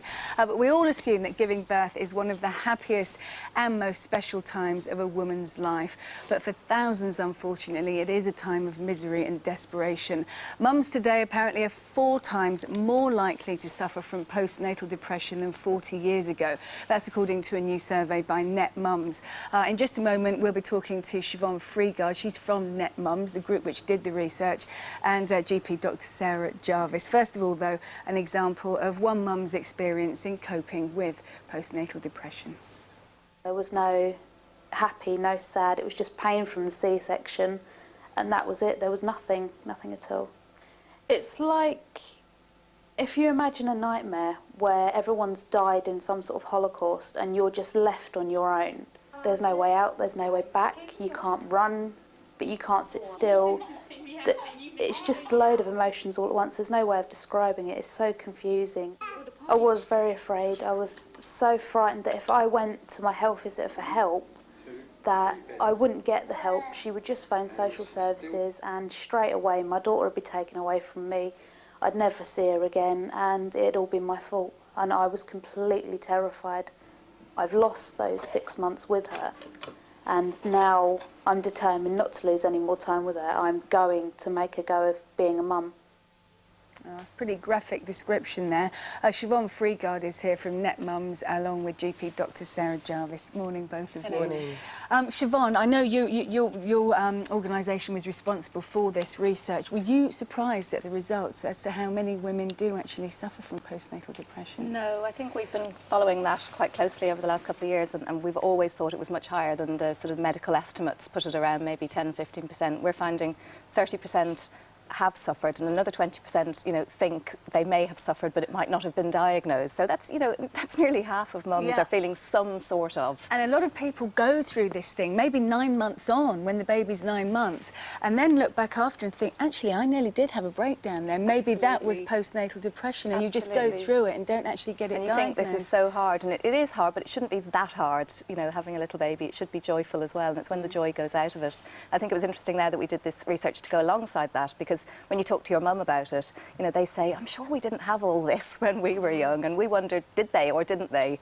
So we actually did some research of their mums, 2,000 of them, and found that although times were, you know, hard for them in lots of other ways, they didn't have, you know, disposable nappies. They did, exactly. They didn't have washing machines. And memory fades of difficult times. Well, I think if you've experienced postnatal depression and you've been that low, you don't forget that you found it that hard. You know, and they were asked, did they suffer from postnatal depression now that they know what postnatal depression is, or did they possibly? So, you know, it was only 8% felt they'd had suffered from postnatal depression, another small number possibly. And you know, that is so low compared to now. Why do you think that is then? Do you think their roles were more defined then? I think we are expected now, I think, to do it all, aren't we? The huge stress of modern life. You know, we are expected to be everything to everyone. We're expected to work, be a wife, be a mother.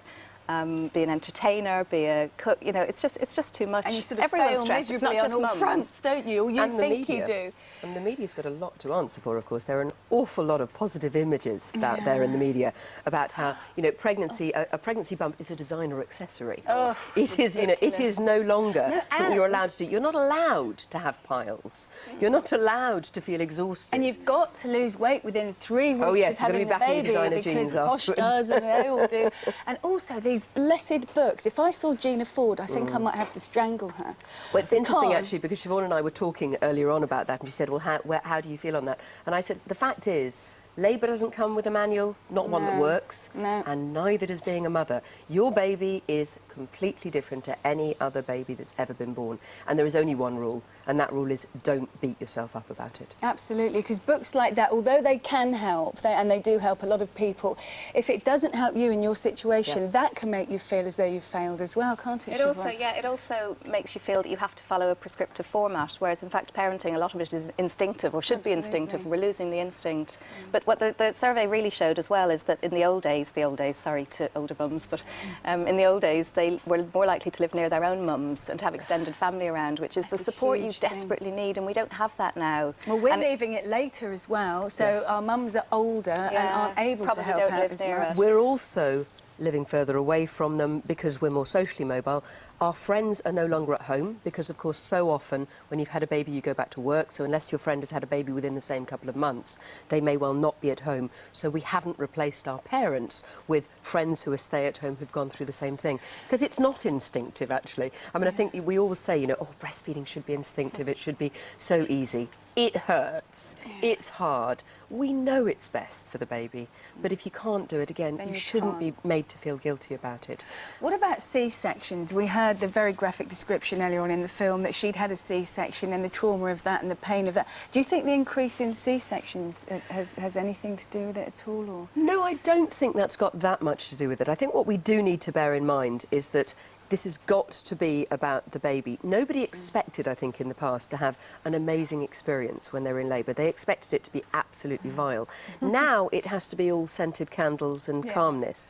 And I think that if women feel that they've kind of ended up with a caesarean section, then they may feel they failed. Whereas in the past, if you had a caesarean section, it was because you needed it and you accepted that. So I think it's more attitudes to caesarean sections. On the one hand, we've got too posh to push.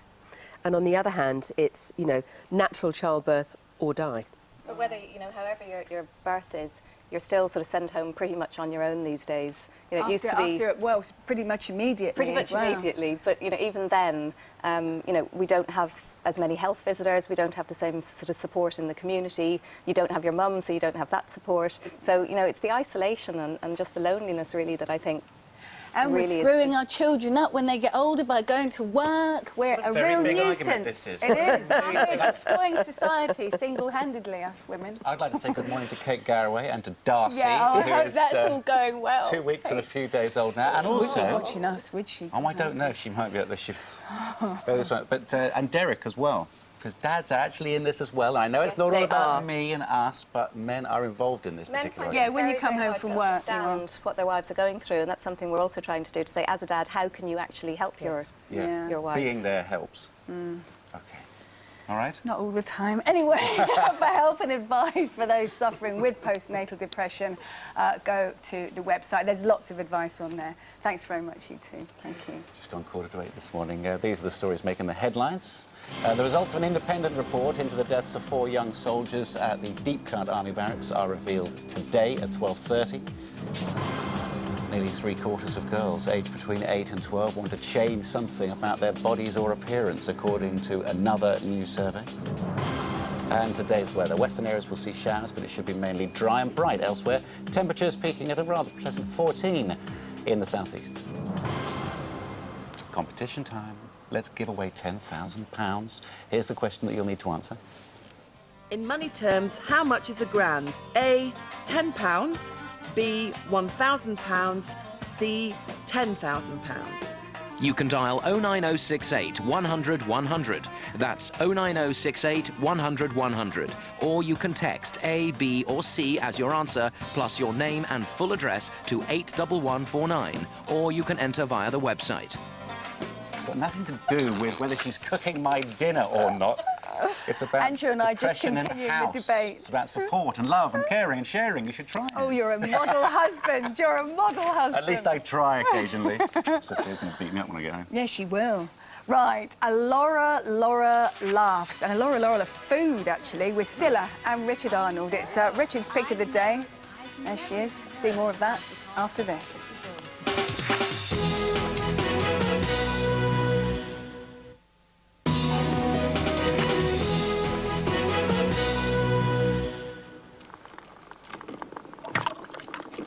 TV Pick of the Day is sponsored by Lotus Thirst Pockets with technology. Eating Scylla Black is what we're going to Well, you can open with that, yes. There's not much of her left. She's lost a lot of weight, hasn't she? Good, isn't she? Yes. It's not exactly Who Do You Think You Are, I have to admit. It's a series that explores history and showbiz types through food. I did enjoy it, but I think... It's lovey chat. It's not so much lovey chat. It does provide a great insight into food of yore, you know, yesteryear. But I think you do need a subject like Scylla Black to really... to pardon the sort of sink your teeth into it. Do you know what I mean? You've got to have a very meaty subject in order to be interested. She's got a fantastic passion, which she actually confessed, because she's a good Catholic girl, confessed to eating orange and OXO cubes. Yeah. OXO cubes scraped on orange. Well, see, mine's mint imperials and mashed potato. No, that's... Yeah. No. They're two completely different textures. How do you... Beautiful. Marmite and cheese. Marmite and cheese. Marmite and cheese. Yeah, but that's my pretty own standard, heart. really. Anyway, here's our Scylla talking faggots and gravy and avocado. Take a look. George Harrison, I remember exactly what he had to start with. He had avocado. I know. I'd never even heard of avocado. He said, "Oh, Scylla, you must try the avocado. It's great, and especially with prawns." I said, "I don't know what you're talking about." Anyway, this strange pear-shaped thing arrived, and it all came with all these prawns on, and I liked it. You're not getting that right now. Like I say, it works because it's Scylla. Yeah. And I haven't seen the second one yet, so jury's still out, but I'm sure it'll be great next week as well. Who's on the second one? I haven't got my lips around it yet, but I'll be the first to tell you next Hey, week. Doctor Who's back soon. You know, we keep talking about very that. excited I am. April. It's in, I think And it's they April kiss, don't 15th they? or something. They do, yes. They There's a little bit of kiss. tonsil hockey. How rude. Unbelievable. How Before tea rude. on a Saturday. Who That's knew? not right, is I it? didn't think that sort of thing went on. Coronation Street, and what do you know? Charlie wants to do Ronnie. You offered me something. I offered you nothing. And if you're going to snatch it back, I'm just going to have to fetch you at a later date, when the mood takes me. You try, you'll be singing like a choir boy. I might have to try. You're begging for it. You're pathetic. Oi! Get your hands off her! I'm thinking in that. Steve! One of the lines tonight. Get your hands off. I think in that scenario, the only person who's going to have their knees trembling against the wall is going to be Steve. The Apprentice. OK, that's on again. Cracking. Who's being hammered to me? Ooh, and I know who goes, and Steve. I'm kind of gutted, really, because she has been compelling throughout, so I'm saying no more. They've got to flog a few used cars. Don't even mouth it. You'll ruin the show for everybody. It's the one with the... as well. No, we can't possibly reveal it. You can't possibly reveal I it. had an image of the hair and everything else I and the know mouth. who dies in EastEnders on Friday as Yeah, well. she didn't say. Oh, did he let that slip? The Apprentice, there you go. Morning.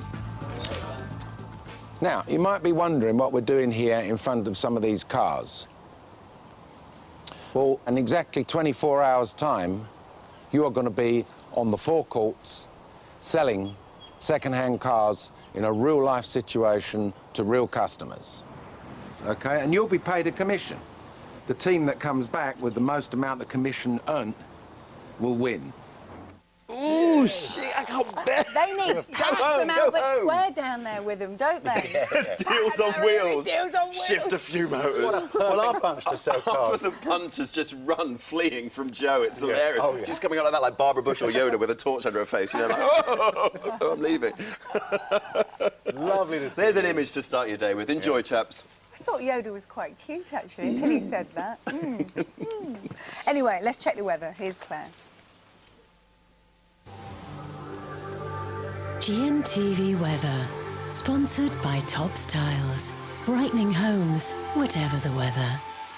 Hello, good morning. A partial solar eclipse today between 10 and around midday. The best chance of seeing it will be eastern Scotland, where you should see some sunshine for a time, as well as northern counties of England and parts of Northern Ireland. Sunshine and showers for the west, so off and on glimpses here and glimpses in the south, although there will be a lot of cloud. The clouds associated with a little front here, producing some patchy rain and drizzle, a twirl of cloud up to the north, and that's actually producing some showers.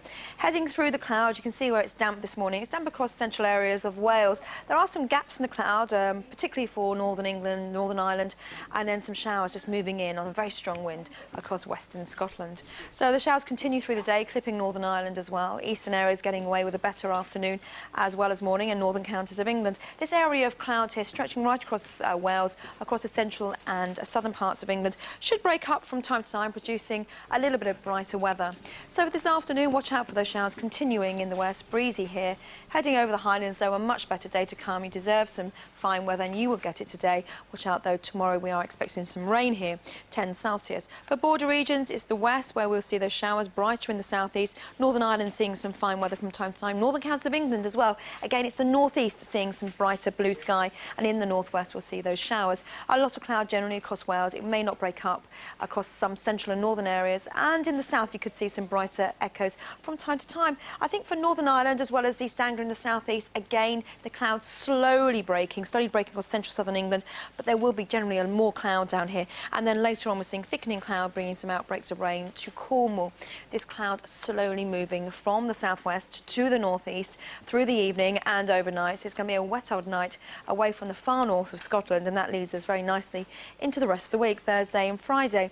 The rain moves across to Scotland on Thursday with showers to follow, more rain waiting in the wings, and that means on Friday another unsettled day, breezy in the south, and temperatures still just into double figures. Here's your summary. For your in-depth local outlook, visit our website, or for a 10-day forecast, call GMTV's Weatherline on 0905 514 0000.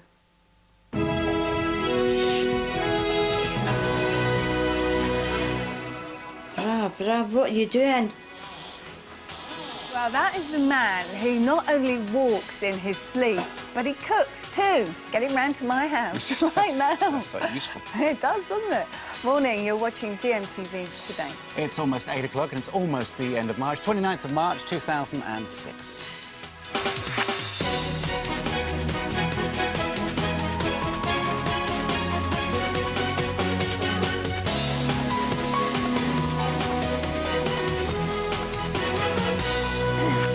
Probably only cooks for himself and then leaves all the washing up for his wife to do. I get it in the ear, don't I? I've got Penny over there, I've got Fiona here. Thank God. We love it, we love it. Our great British sleep census has uncovered some remarkable facts about our sleeping habits, but none stranger than the man we've been talking about who cooks while he sleepwalks. Dr. Hilary will tell us more. Hi, Hilary. Yes, hi. Our census showed that Scotland have the greatest number of sleepwalkers anywhere in the country. To find out why and to talk about the particularly fascinating case of Robert Wood here, who's wired up and has had his brainwaves analysed all night, join us in 10 minutes. Okay. Oh, it looks as though he looked like a little doleful dog sitting. Look at that little face. GMTV came to visit and this is what they did. Terrible. Right, also today, this is rather a sad story. What is happening to Whitney Houston is a question when I see one of the beautiful women in show business, certainly one of the most talented. There's one of the headlines this morning, quite simply, Whitney on crack. More crimes inside. It's not a shock, though, is it, really? No, it's been going on for quite some time, but the pictures are pretty shocking this morning. Carla Romano will tell us more about Whitney's decline in a few minutes' time. Sorry if we're a bit pink this morning, by the way. We didn't know we were both in pink. No, I knew you were in pink. Did you? Yeah, I didn't know you were. I dressed for you. Right. I dressed to please you. So it's my fault, but you wore pink. I just follow you. So sorry if we look a bit sort of candy floss and all that, but anyway. Bit camp, yeah, that's what I was looking for. Arise, Sir Tom, the son of a coal miner turned singing legend, becomes a knight later on today. All that's still to come. Right now, though, here's the news with Penny. Thanks very much. Good morning. The headlines today. The independent report into deaths at Deep Cut Barracks is released today. Millions take to the streets of France in protest at new employment laws. And Tom Jones becomes Sir Tom Jones today. The results of an independent report into the deaths of 4 young soldiers at Deep Cut Army Barracks are revealed today. Rachel Harrison is at the barracks in Surrey. Rachel. Yes, good morning, Penny. Well, it'll be another difficult day for Deep Cut. It's been 12 months in writing this report, and finally it will be released later. It was set up to look into the deaths of 4 young recruits between 1995 and 2002. The author, the human rights lawyer Nicholas Blake, will release his findings this morning, and he's expecting to be heavily critical of the base's regime of bullying. He's also expected to name and shame 14 soldiers, former and current, that were at the base during that period of time.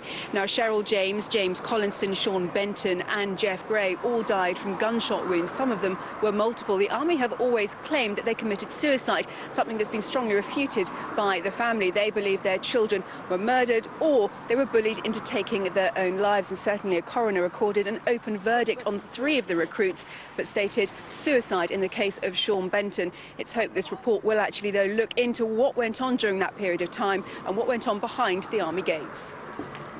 And what are the families expected to say about this report? Well, they're incredibly sceptical. This, of course, is not the first report into Deep Cut. We've had numerous ones so far. One, of course, was the Surrey police investigation, which stated that they found that there was no criminal wrongdoing, despite the fact they spent nearly £1 million looking into what went on behind the doors. Now, one of the family members, Jeff Gray, his son, died here. He said basically he's unhappy because this is an independent inquiry, but the inquiry has been held behind closed doors, and he doesn't believe that that has gone far enough. We need a public inquiry. Let's get this sorted. Give us the truth about how our children died. Give us justice. Bring people to court and be accountable for why our children died. Jeff Gray speaking earlier. Thank you very much, Rachel. Israel's interim Prime Minister Ehud Olmert has claimed victory in the country's general election after his centrist Kadima party took the lion's share of the vote. Overnight, Mr Olmert pledged to pursue a plan to give up parts of the West Bank and impose a border on the Palestinians if peacemaking stays frozen. Demonstrations turned ugly last night as more than 1 million people took to the streets in France. Protesters are unhappy at new employment laws which make it easier to sack young people from their jobs. Mothers today are 4 times more likely to suffer from postnatal depression than 40 years ago. Findings come in a survey by NetMums, which put the rise down to more pressure on women to be perfect, as Survey Todd reports. Kirsty Amos says as soon as Alyssa was born 14 months ago, she felt emotionally numb. She couldn't breathe, she couldn't even cry, and she was absolutely terrified that social workers would take her baby because of her depression. I don't remember the first 3-4 days. It is just a complete blur. I was very afraid. I was so frightened that if I went to my health visitor for help, that I wouldn't get the help. She would just phone social services and straight away my daughter would be taken away from me. It should be the happiest time of their lives, but for thousands of women like Kirsty, the crucial weeks and months after giving birth are filled with misery. NetMums says that since the 60s there's been a 4-fold increase in the number of women suffering with postnatal depression. All the causes of postnatal depression aren't known, but campaigners hope today's study will encourage women not to be afraid to ask for help. Nearly 3/4 of girls aged between 8 and 12 want to change something about their bodies or appearance. And by the age of 16, more than 1/4 want plastic surgery. Glossy images of impossible perfection in magazines are being blamed, and the research has led to calls for more positive role models. Now, after 40 years in the business and 43 hit singles, Tom Jones is to get the ultimate accolade and become Sir Tom. Well, Amanda Sargent is in Treforest in South Wales, where he was born. Amanda. Penny, good morning to you. Tom Jones, Welsh singing legend. In a few hours' time, he'll be at Sir Tom when he goes to Buckingham Palace to be knighted by the Queen. But we thought we'd come here to Treforest in the South Wales Valleys this morning because this is where the Tom Jones story begins. Have a look at this house. Beyond the wall here with the curtains drawn, this is where in 1940, June, Thomas Jones Woodward was born, and he stayed here for the first 4 years of his life before moving around the corner with his family. One interesting fact that you probably don't know is that when he was 12 he contracted tuberculosis and he spent a whole year at home, and this apparently is when he started listening to music and developed his passion for music. And of course in this area, this is where he began his career in the working men's clubs. Then, of course, as they say, the rest is history. In the 60s and 70s came those big hits. Delilah, It's Not Unusual. Sadly, though, for the people around here, Tom no longer lives amongst them. He is, of course, in California, out of the rain. Good move today. But he has so many ties still with the area. He still comes here regularly. He's got family here. He plays concerts here. He was here only last summer playing a special concert to mark his 65th birthday. And there has been a massive campaign to get him to become a knight. He's already an OBE. Today he does become a knight. All that campaigning put to good use. I think there'll be 1 or 2 celebrations here going on later. Amanda, thanks very much. And finally, they camped out all night, but in the end, they were stood up by the bird. Twitchers from around Britain gathered in South London last night in the hope of spotting an American robin who's been living in the garden. Apparently, it's very rare to spot one in Britain, so rare, in fact, that actually not even the professionals could find it. We've got it. We've got it here. We have, and there I was going to say, just look for Batman and Robin will never be far behind. Exactly. Can you imagine bedroom, in the morning and have 50 people like that looking up? That would be a bit alarming, wouldn't it? Do you know what the Latin name for that bird is? This American... Unfortunately, I do. It's a turdus. It's a turdus migratorius. Which is why it's gone off course, isn't it? It's blown off course on the way over from Canada, wasn't it? Poor little thing. And it's not very popular with the blackbirds, apparently. Makes my mouth... Maybe they've eaten it. That's why the twitchers can't find it. Cats are the main problem. Yeah, the American bobcats over there and house cats over here. So now we know everything about turdus migratorius. Do you think that is actually how it looks? It has, No. It has a colour. It is the colour of its name, isn't it, really? I know. Look at these metal bits at the bottom here are particularly fetching, don't you think? Spurs it's got on. But there we are. You can find that in Peckham if you're in the area. Right, let's find out what's happening where you are now.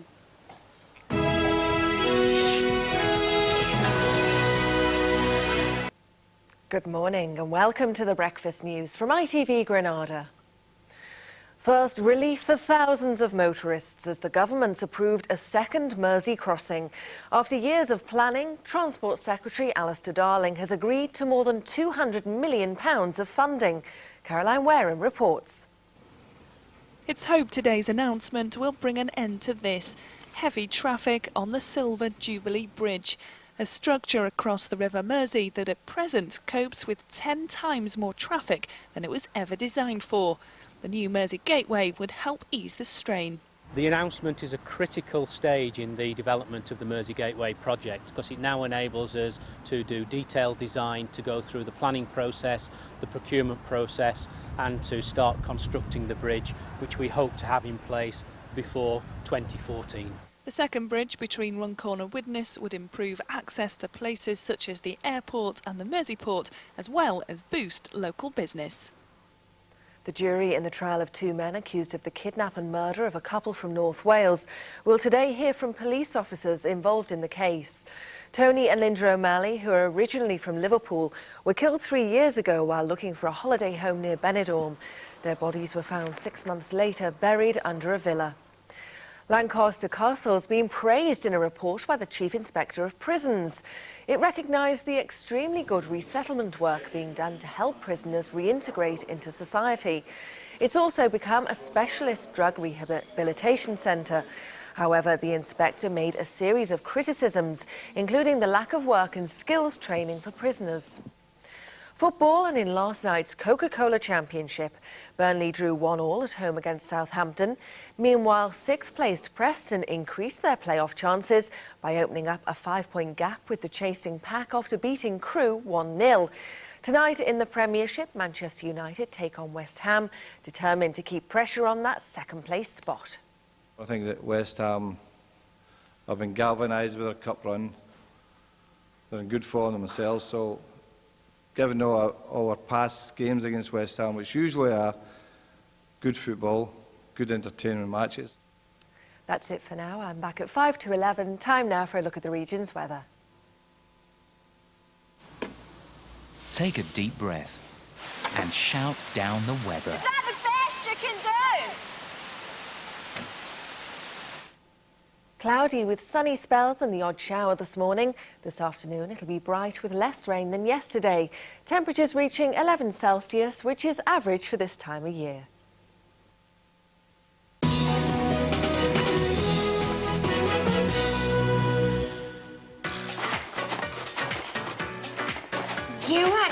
sleep naturally. Naturasleep, sponsors of the Great Sleep Census. Well, we're talking the Great Sleep Census now because it's revealed so much about the nation's sleeping habits, but there's one very surprising finding in particular. You Scots, apparently, are a nation of sleepwalkers. Almost a quarter of those who answered our survey in Scotland said either they or someone they knew regularly went sleepwalking. Well, Dr. Hilary has found someone. He's in Edinburgh with Robert, I believe, Hilary. Hi. Hi, Fiona. That's absolutely right. It's a very appropriate place for us to be this morning. Robert is a particularly fascinating case, and as you can see, he's all wired up. He's been here all night having his brainwave patterns analysed, and his case of sleepwalking is particularly fascinating because it comes with a twist. Just take a look at this. I hope I get a good night's sleep tonight, eh? Me also. Night. I've been sleepwalking for as long as I can remember. When I was about 14, my parents found me wandering down the stairs in the middle of the night in my pyjamas. About 12, 13 years ago, just after I'd met Eleanor, I started getting up during the night and cooking meals.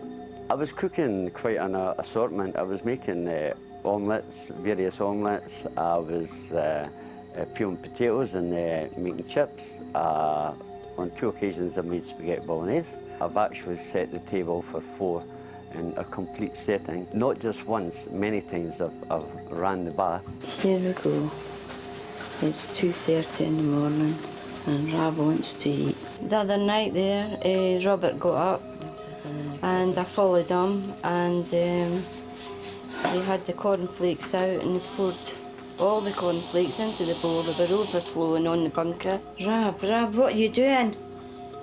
It disturbs my sleep because I've got to think all the time, is Robert going to get up and cook? My fear is that maybe he sets the house on fire. The sleepwalking, it really worries me because I don't know what I'm going to do next. Well, Robert, that's completely remarkable. I mean, how often does that happen? Could happen 3, 4 times a week, Dr. Hilary, or once or 4, 5 times a week. There's no set pattern. And I know you have no recollection of what's happened the next day, but you are totally aware that you're not sleeping well because how does it make you feel? I'm totally exhausted during the day. It also makes me feel a bit horrible that my wife can't get a good night's sleep because she's worried in case I've put myself in danger. And you have been in dangerous situations before, balconies, climbing over rails, things like this? Chip pans, putting chip pans on. So although people may be intrigued and amused even by your story, it's not funny? No, it's not funny, it's serious. A serious problem. Well, you're here so that we can try and help you. All these brainwaves are being analysed, so let's go and meet the man who's looking at the computer screens. Thanks for the time being, Robert. Thank you. Sleep is very, very complex. Everybody's sleeping patterns are different. For example, there's 4 different stages of sleep which we are aware of. And when we analyse these brain signals that come from Robert through the wires into the lab here on computer, we can find out what's causing Robert's problem and what we can do about it. So let's go and meet the expert. This is Dr. Chris Ejikowski. There's nothing he doesn't know about sleep. And not only has he been looking at Robert's sleepwalking problems, but he can give us a good overview on why people do it in the first place. What's the cause of it? What, sleepwalking? It has to be said there are a couple of types of sleepwalking. The more conventional type is where something triggers the activity and the brain doesn't wake up to the fact that it's happening. There's another type where people are acting out their dreams. And because normally you're paralysed during dreams, nothing's happening, but in that condition they're doing it. Robert's a fair mixture of things that are happening with him. Shall I go over what we found? Is his condition extreme? I mean, cooking in the middle of the night and getting into dangerous situations, is that extreme? Yes, I mean, adult sleepwalkers don't like to talk about what's happening to them because there's this complete lack of control. They've no idea what they're doing. But we certainly have them in here walking once or twice a night, so it's unusual. But well, you've been analysing Robert in particular last night. How can we help him? Well, the thing about ordinary sleepwalking is the brain not waking up to the fact that it's doing something odd. And things like alcohol and overtiredness even are things that facilitate or enable the sleepwalking to happen. And we were looking for that and triggers. Now, we know from his lifestyle that he needs to do something about alcohol, and one of the things we found in the traces were his brain's definitely been affected by drinking for a long time. But we also found in the traces that he's not breathing properly, and there's an element of the smoking having contributed to that. Right. But that's probably acting as the trigger, so we need to fix Well, that that. sounds very good, because it looks like we're going to be able to do something for him and improve the quality of his life. And very briefly, why Scotland worse for sleepwalkers? It happens as you go further north, I think. When you get long winter darkness and things, it tends to happen with countries So like it's that. not just the booze? There's a correlation as we go north with alcohol as well, yeah. OK, Chris, thanks very much indeed. Well, that's got to be good news. There's something we can do about sleeping problems, and that's got to be music to the ears of people like you and me, Fiona, us early rising insomniacs. Not if you like a good drink, though, Hilary. It's not. Well, don't look at me. Oh, I was looking at you. Oh, no. Lovely bedside manner. Thank you, Hilary. Yeah, because if it's worse the further north you go, in Finland, they're all walking around giving it this one, aren't they? I wonder if they are. Do you reckon? I don't know. It says the doctor said. A couple of doctors Anyway, there. more Two for the price of one. information and a sleep test. A sleep test too on the GMTV website. OK, and later on in LK Today, Lorraine will be looking at the duvet diet, how sleeping can help you lose weight. When you take the duvet off in the morning, I Forgive guess. my You've cynicism. lost weight. We'll see. Yeah, go to bed, lose weight. Take your pyjamas off, lose weight. Okay. We'll see. Right, well, anyway, what are we doing now? We're going to be talking about Pamela Anderson Are in a we? couple of minutes' time. She's got a new boy. I know she has. We happen to know this one. That's Eddie Irvin. He's worth a bob or two. He's an exciting, glamorous fella himself. He's been around a bit. He certainly has. We're in Los Angeles in a couple of minutes' time.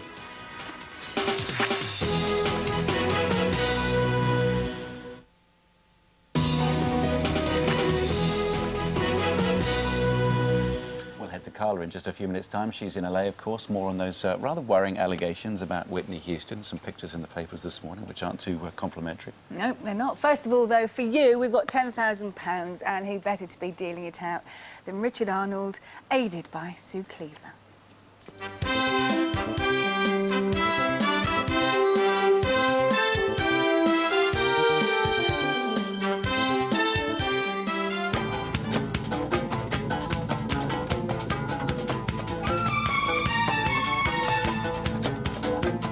Good morning. 10 minutes from the heart of Dubai is where Arabia's high flyers win and lose their flashiest cash. This is the world's richest racecourse. Susan, oh, are we on? I just found out this fantastic fact. Do you know this country is so minted that when the nationals get married, they get given a horse and £10,000? Really? Seriously? Let's go to see those men over there. Huh? I've always wanted a pony. Oh, Susan, no, don't make a show of yourself. Not at your time of life. GMTV is giving you the chance to win £10,000 of our flash cash, courtesy of Etihad Airways and the Grosvenor House West Marina Beach. All you have to do for a chance of winning is answer this question. In money terms, how much is a grand? A, £10, B, £1,000, C, £10,000. You can dial 09068 100 100. That's 09068 100 100. Or you can text A, B or C as your answer, plus your name and full address to 81149. Or you can enter via the website. Oh, good luck with that. You get dialing. Don't forget lines are only open until 9 o'clock this morning, and you can bag yourself £10,000 worth of flash cash. You could splash it on a thoroughbred. Speaking of which, where is that mare? Sorry. They're all married. Oh, she's never had any luck with men, has she? Eileen in Coronation Street, Sue in real life. Anyway, the lines close at 9 o'clock, and the winner will be revealed in Lorraine's show a bit later on. OK, we've got the latest news coming from Hollywood in just a moment, but let's have a look at some of these pictures in the Sun newspaper this morning. Allegations that this is, in fact, Whitney Houston's bathroom. You can see what appears to be quite a lot of drug paraphernalia around, certainly an absolute tip. What is going on in Whitney Houston's life at the moment? Carla Romano will tell us a little bit. Can she shed some light on what's going on? Well, Andrew, I have to say, those reports haven't hit the newsstands here yet, but if what the Sun newspaper is saying is true, then it is an incredibly sad state of affairs for a woman who not that long ago was one of the biggest singing talents the world has ever seen. This has come, though, from a pretty good source. Stories about Whitney and drug abuse have been circulating here, certainly for quite a while, and this story seems to be coming from Tina Brown, Whitney's sister-in-law, Bobby Brown's sister. She's quoted as saying that the whole family are fearing for Whitney's life, worried that she may kill herself overdosing on crack cocaine. Now, Tina Brown herself is an ex-crack addict, and she claims that she and Whitney used to do the drug together, but now that she's clean, she can see very clearly where Whitney's heading, and it's not pretty. She told the paper that Whitney spends days at a time locked in her bedroom, high on crack, not washing, not talking to anybody, or disappearing for days to indulge her habit. Her looks have gone. She certainly seems haggard, dark under the eyes, skeletal, not the same person. Guys, you know what? A far cry from the young woman who hit our screens in the 80s with hit after hit. She sold over 100 million albums. When Tina Brown did the interview, apparently she said the reason she did it was because she thought it might save Whitney's life. She says Whitney won't stay off the drug. It's so ugly, and this is maybe what it's going to take. It's just incredibly sad. Well, it's a big move. Some would say a brave move, but a sister-in-law doing that, well, we'll see whether it has any effect at all. Pamela Anderson is also in some of the papers this morning. A new boy? Yeah, good. I mean, she's never without a bit of male arm candy, usually, though, of the rocker variety. But this time she's gone for something a little bit different. She was spotted looking very cosy with Formula One racing driver Eddie Irvine at a baseball camp, baseball stadium in Malibu, just down the road from here. Snuggling up together as they watched Pam's two children playing very happy families. Now, they definitely looked like a couple. This seems to have come out of nowhere, especially as the rumour here has always been that Pam may tie the knot with her ex-husband, Tommy Lee, for a third time. Judging by those pictures, I don't think that's going to happen anytime soon, Andrew. What a couple. You can only imagine, can't you? Right, Destiny's... You can't even make it up. No, you couldn't. Destiny's Child apparently have got back together. When did they split up? Yep. Have I missed this? No, well, maybe you have. They split up in June, Andrew, but they got together very briefly for the afternoon today to unveil their very own star in the Hollywood Walk of Fame. The skies opened, it was raining cats and dogs, but they were incredibly touched. Beyonce, Michelle, Kelly, they split up, as I said, in the summer, but not before they became the biggest selling all-female group of all time. And as I said, they were very excited about today. I want to thank everyone for being here, and thank you for supporting us. We started when we were 9 years old, and here we are getting a Hollywood star. Dreams come true. So thank y'all so much for supporting us. God bless you. Hey, OK. Carla, thank you. I'm up to date with all your bits and bobs. Thank you. Thank you, thank you, thank you. Destiny's Child split up, last year. Did they? Now they're back together again. Thank Yeah. goodness for that. And they got a Hollywood star. Tom is going to get something more than that. Tom Jones becomes a Knight of the Realm later on today as the Queen bestows the ultimate accolade. More on that after this. Baby, it is me. And I've been looking for you.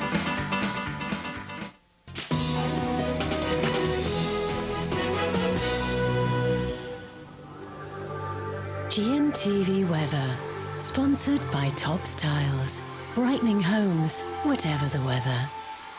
Hello, good morning. Now, this is probably the best day of the week weather-wise. We are seeing a lot of showers come in across the far north of Northern Ireland, as well as western areas of Scotland. The far south there's a lot of clouds across central and southern areas of Wales, as well as central and southern areas of England. And in fact, that's producing the odd spot or two of drizzle. Through the day, though, it should break up the cloud, and that's a good idea if you're heading outside. Head outside in the afternoon, because you should see perhaps just a little bit of sunshine. Across the eastern side of Scotland, there will be sunshine here, as well as northern counties of England, and also Northern Ireland. Those showers continuing right the way through the day, quite a strong wind. And then we could see some sunshine down in the southwest, but then later on, the thickening clouds going to bring some outbreaks of rain, heralding a very wet day tomorrow. Temperatures then at the very best around 13 degrees Celsius, wet and windy for the rest of the week. Both of you. Thank you. It doesn't matter if it's wet and windy in Wales because they'll be celebrating today nevertheless. Tom Jones picks up the ultimate accolade later on this morning, a knighthood at Buckingham Palace. He's had a 40-year career. He's notched up, 56 albums, 43 hit singles. Jackie Kabler joins us now from the home of his biggest fan. Good morning. Good morning. Well, in his youth, he was a glove cutter, a paper miller, and even a door-to-door vacuum cleaner salesman. But the boy from the Valleys has come a very long way since then, and today Tom Jones becomes a sir. And I'm in the home of a lady who campaigned for more than 4 years to get him that knighthood. Very ordinary house until you come to this room. Now I'm going to show you inside that room in just a minute, and believe me, it's worth waiting for. But first of all, let's take a little look at Tom Jones' career so far. It's not unusual to be loved by anyone. It's not unusual to have fun with anyone. But when I see you hanging about with anyone, it's not unusual to see me cry. My Delilah. Sex bomb, yeah, you're a sex bomb. You can give it to me when I need to come along, and I'll be looking for you.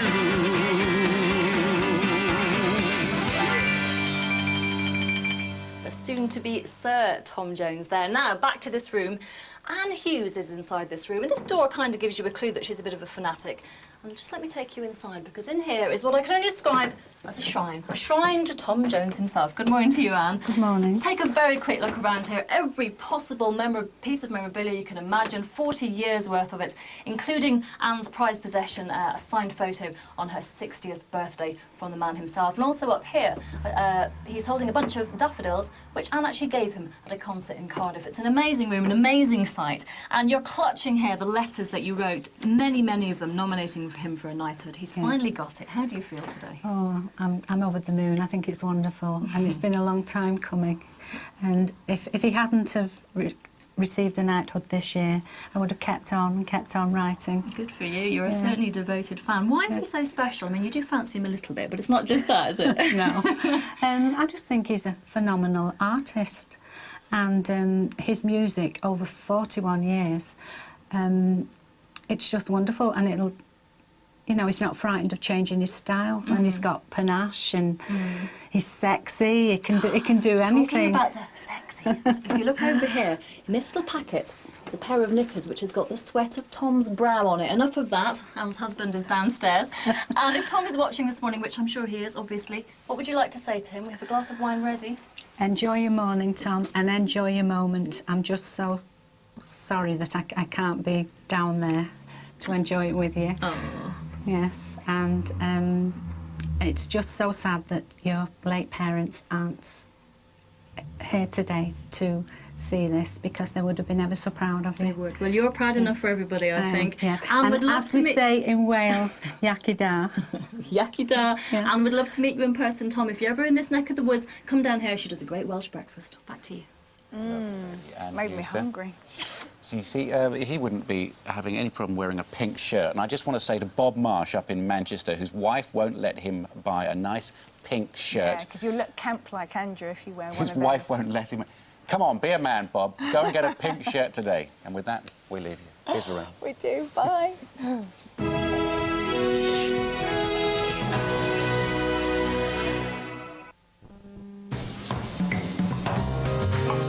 Every morning special with Dove Cream Oil Body Washes, sponsors of LK Today.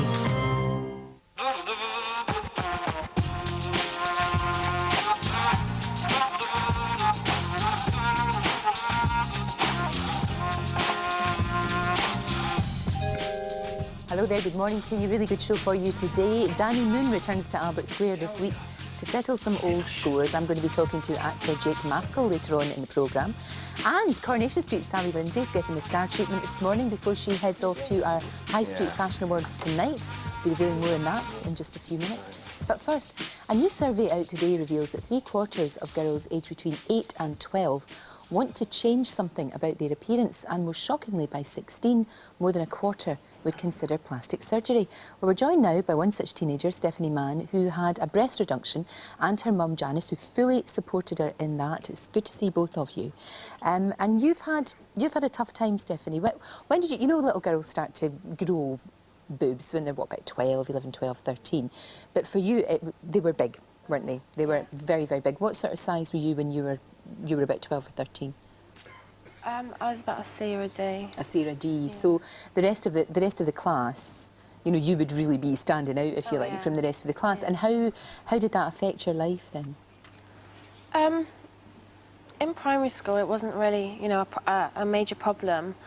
It was kind of like, you know, because we were all so young, we didn't really know what was going on. Sure, sure.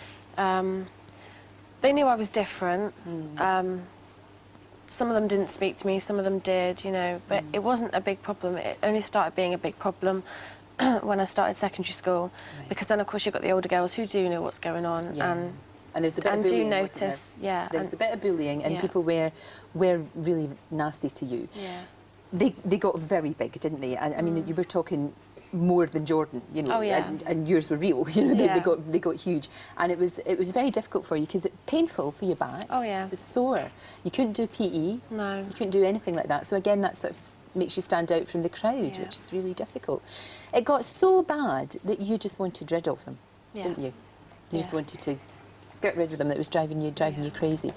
It must be very difficult for you to see your daughter going through all of this and coming home and being bullied and all of that. It must have been really tough for you.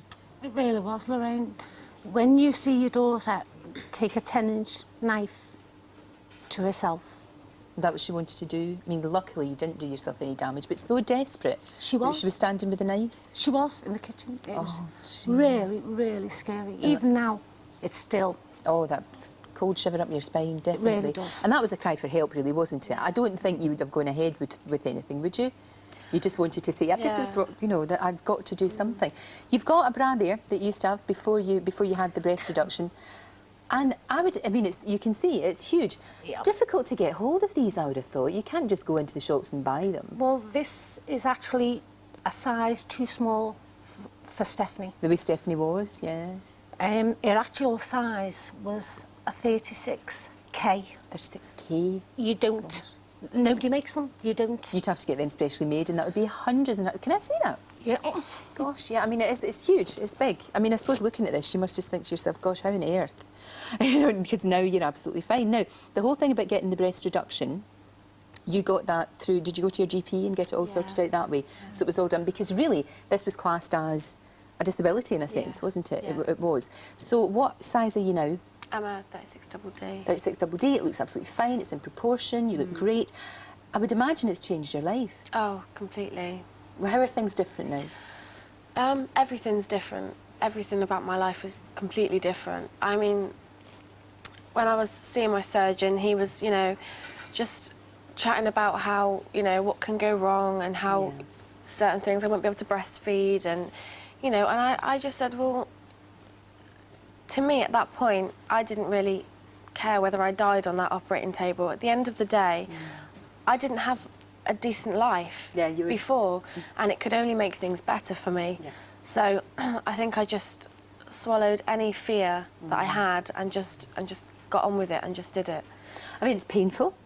Yeah. You know, you had an infection, but that's you know, that's all sorted out now. But I guess it's about your confidence as well. You must feel so much better in yourself. Yeah, I do. You know, it must be easier for you just to make friends and just to do all the things that we all take for granted. I think too many people out there judge people on their appearance. It's like we were saying about the children, you know, kids these days wanting plastic surgery at such a young age. It's all because of, you know, the media and just generally the way, you know, people criticise each other and judge people by the way, you know, from what they look like. You're absolutely right. In your case, the surgery was absolutely necessary. Yeah. I mean, apart from anything else, physically. Physically. You know, your back was in a terrible state. You could barely sleep at night. It was very, very difficult. But also mentally too. And as we said, for your confidence. And you must see a different girl. Totally. Totally different. I'd also like to say, Lorraine, that there must be other young girls with the same problem as Stephanie. And they must feel totally on their own because Stephanie did, although she could talk to me about it and I could see the problems, some other children may not have parents that they can talk to. Yeah, exactly, of course. And they need to know that there is help there. Even at a young age, you know, they say that they're too young for surgery. If they're as bad as Stephanie, I would tell them to seek out a doctor and actually get it done because the difference in Stephanie is amazing. She's just so much happier now and a lot of the problems that she did have gone. Yep. It's great. It's really good. And what we're going to do with this, we're going to have a bonfire. A big bonfire. It's incredible. Good luck to you. It's really good to see you. And I know you're doing a course just now in hair and beauty. Yeah. Fantastic. Very, very good. Good luck with that. Hope it goes very well. Thank you both very much indeed. Right now, it's competition time. Do you fancy winning £10,000? We've sent Sue Cleaver and Richard Arnold off to one of the richest cities in the world. Let's see what they're up to.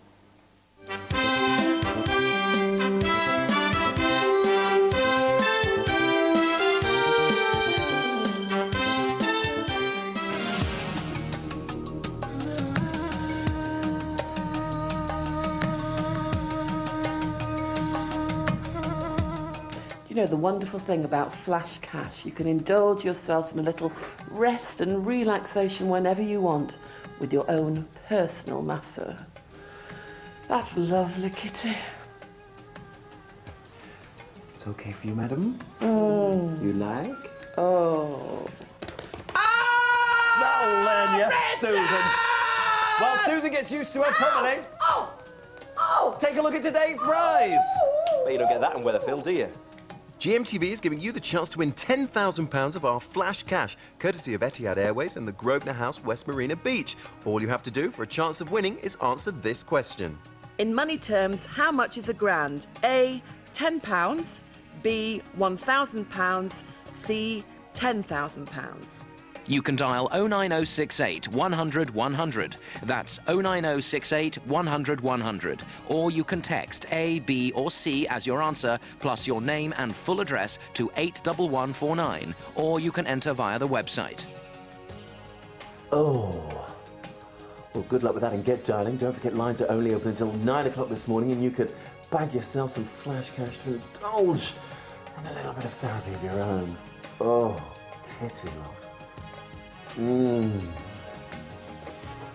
Mr. Arnold, are you ready for your hydrotherapy treatment? Baltic Cleaver! Yeah, such a laugh, those two. Now, tonight, as I'm sure you know, is the High Street Fashion Awards, and one of the many stars who'll be gracing the red carpet at this event is Sally Lindsay, who of course plays Shelley in Coronation Street. So we sent our Mark Hayes out to find Sally the perfect dress, though he had a bit of guidance from Sally herself.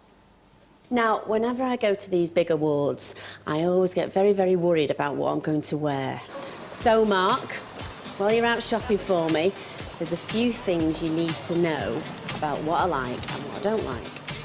First of all, I don't really like wearing bright colours because every time I've tried that before at these events, I always look like a really ropey bridesmaid. So could you stick to dark colours for me, thanks?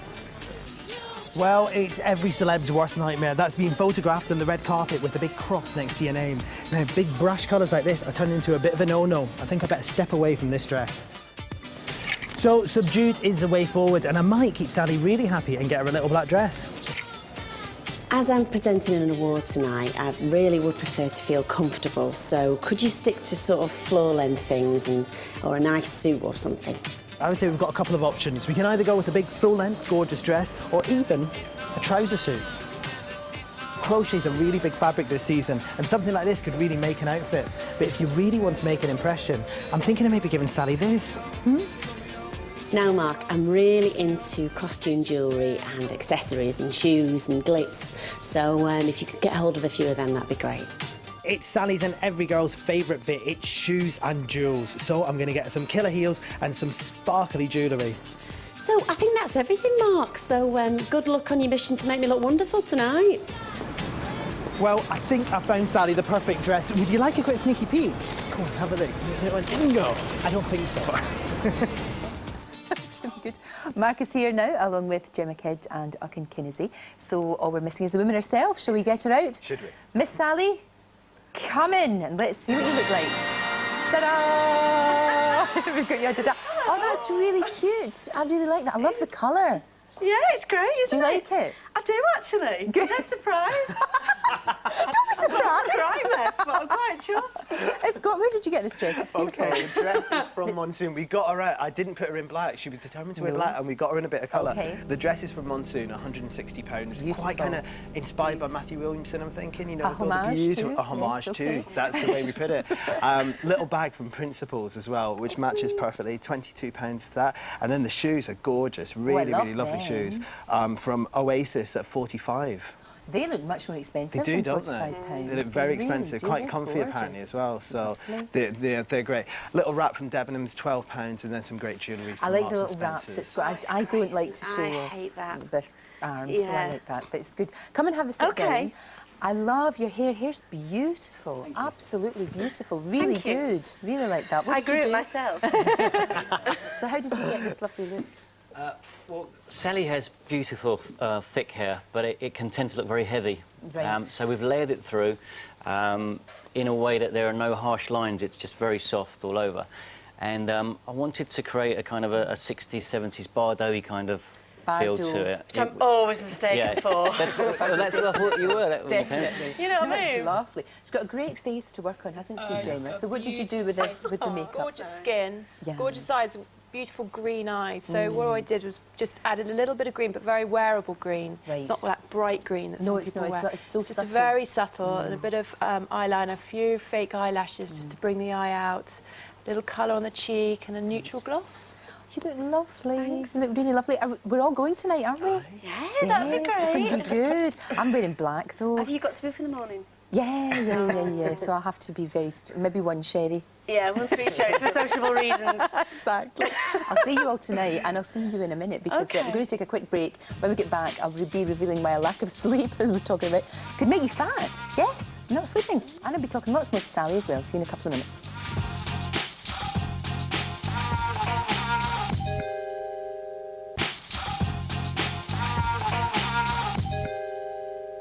Hello, welcome back. Still to come this morning, I'm going to be talking to Sally Lindsay about why she's going to leave Coronation Street. Now though, almost half of you told us in GMTV's Great British Sleep Census that you get less than 5 hours sleep a night, while Jackie Ripley rarely gets more than 4 hours sleep. And she's here to tell us more, along with nutritionist Amanda Arcell. But first, here's her story. I'm so tired, I haven't slept a wink. I'm so... Hi, my name's Jackie. I know it sounds stupid, but my body still wakes up at 2 and 4 in the morning to feed babies. Unfortunately, my babies are 14 and 12. I get about 3 to 4 hours sleep every night. If I'm lucky, I'll get 5. I don't eat more when I'm tired, but I eat rubbish when I'm tired. If there's biscuits in the cupboard, I will go for biscuit. If there's crisps, I'll go for crisps. My diet needs to be looked at because I know in my heart that my diet isn't the best. And anything really just to make me have, you know, at least 6 hours sleep. Between 9 and 12, I'm actually fine. They're my best hours. But 12 onwards, it's just a nightmare. I get so tired, irritable, emotional, and it's just horrible because by 3 o'clock I want to go to bed. I just can't function. It's just so difficult. Sorry, I'm getting... Oh, well, Jackie joins me now along with nutritionist Amanda Arcell. Jackie, you are not alone. So many women are exactly the same. We're not eating well, so we're not sleeping well. No. And when we're going for the kind of treats to make us feel better, and then we crash. Yeah. We've seen it so often, haven't we? Seen it so often. Well, there's this new book out called The Duvet Diet, which is trying to address problems like yours, Jackie. And what it isn't a book that's going to sort of offer you a great solution overnight that you wake up and you're slim. But what it is doing is looking at the relationship between food and how that makes you sleep, but also how it makes you feel in the morning through a lack of sleep. Because one thing that happens when you don't have enough sleep is that you wake up in the morning with your blood sugar levels low, and that triggers a desire for the sugary, fatty foods like the biscuits and things. Croissant or something full Yeah, of and butter. you need a coffee to wake you up. Right. So, and then your blood sugar crashes an hour later, but then you think, oh, I need more of that to get me going again. It's a horrible vicious circle, isn't it? And there are some foods that make you sleep better, and there are some foods that are stimulants to wake you up. And we've actually got a whole table of a week's worth of your food. This is kind of what you were eating. This is what you were eating before now. If we look at some of them, I mean, for example, the sort of lunch you had was quite high in fat. There were crisps and fatty sandwiches and things. Now, they're going to make you feel sluggish in the afternoon, which is probably why you crash in the afternoon. All the takeaways and the beer. The takeaway is absolutely Crispies. classic. I mean, that's going to be full of salt, so you'll want to drink lots, so you'll wake up in the night to go to the loo and things like that. And also, having 5 cups of tea at night time is a disaster, because caffeine can take 4, 5, 6 hours to go through your system. So if you're having 5 cups of tea at night time, you're just going to be buzzing all night. So what we want to do is try and redress the balance here. And we've got some examples here, Lorraine. So, for example, I know you don't like breakfast, but it's really important. Really important. Do you not usually? I can't face food in the morning. Is that just because you're feeling a bit sluggish and a bit tired? Yeah, I mean, come 10 o'clock, I'm starting to get hungry, and that's where But the that's packet of okay. crisps... Leave it till 10 o'clock, because you said crisps or biscuits in your little VT, and the biscuits are going to give you that sugar up and down, whereas if you have something like porridge or muesli, it's going to give you steady blood sugar, and that's going to mean your appetite porridge. I started doing that when I was training, and it's just brilliant. It really is. It It's slow release, and you can throw things in it as well, like fruit and stuff like that, if you want to make it less boring. Yeah. She's not convinced. Honestly, you will find a difference with that. It's really good. And then lunchtime, have more protein at lunchtime, because that will actually keep you feeling alert in the afternoon. So a tuna salad, for example. Yeah. And then in the evening, do the opposite, have much more carbohydrate, because that increases serotonin, which is a hormone that makes you feel all sleepy and snuggly, So and that you want to go to bed. You've got beans and baked potato there. Yeah, or pasta meal, something like that. And then obviously stay off the cola and the tea and the coffee at night time, and the alcohol, because you may think the alcohol sends you to sleep, which it does, but at 3 o'clock in the morning, it actually wakes you up. So don't have that old thing about a nightcap is a lot of old nonsense. Yeah. And you've got chamomile tea there as opposed to normal the tea and coffee. Yeah. And the chamomile tea has super nutrients in it, which actually affect the anti-anxiety areas in your brain, and scientists have shown this to be true. So it helps you to relax, and just the sheer fact of having a nice warm hot drink to hold and sort of, you know, to have, perhaps if you're having a bath or something. Yeah. Do you think this would be, you'd be able to kind of get this into your life, you'd be able to sort of use some of this? Apart from the porridge, okay, we'll forget everything, everything else that I would eat, yes. What about I would give it a go? Could you have whole grain toast in the morning? Yeah, I could do that. I'd have to have it at work, because I can't, right. When I get up, I just can't. What you should do, 2 of you sit, have a chat, and see how things go, and come back and tell us how you get on. Because, like I was saying, you're not alone. So many people have this problem. And, of course, the less you're sleeping, the more time is available to eat. Yeah. This is the thing. And you've got more time to do it. If you get this sorted out, it'll help your weight, for sure. Yeah, definitely. Thank you very much indeed. Try it for a month and then come back and let us know how you get on. Then I will. Okay. Now, do you remember earlier on we saw Sally Lindsay giving the thumbs up to the dress that Mark chose for her for tonight's GMTV Fashion Awards? Well, she's back for a chat, but before I talk to her, here she is doing her day job. I've never been to a gay wedding before. I bet you have massive scraps over who gets to wear the dress. Do you know, I love a little bit of low-level homophobia to kickstart my evening. I'm going through. I'll be the one in the corner singing I Will Survive and groping all sorts of lads. Oh, and Shelley? Yes, my darling. I've changed my mind. Mint chintz makes you look one. Oh, it's nice to see him happy though, isn't it? Maybe I should get a gay boyfriend. At least have a laugh. Sex wouldn't be too brilliant. I don't know. Better than some I've had.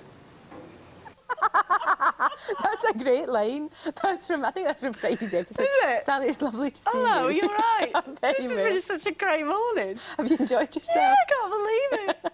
Get your hair done, get your makeup done, getting all sorted out. All right, so Hollywood. Tonight will be good fun. The fashion awards Great, will I'm be really looking good. forward to that, because I always shop on the high street. So do I. Never, ever, you know, I would never even dream of going anywhere else, so it's a perfect place for me. Sometimes I sort of go Karen Millen, that is exactly it. I the love high Karen end. Millen. But I'm in Marky's Topshop, the whole lot of them. Yeah, Mark's, I love, So do fabulous. I might wear a wee number from Marky's tonight. Oh, yeah, I think I'm going to do the monsoon one, but I've got a Mark's one in, I don't know.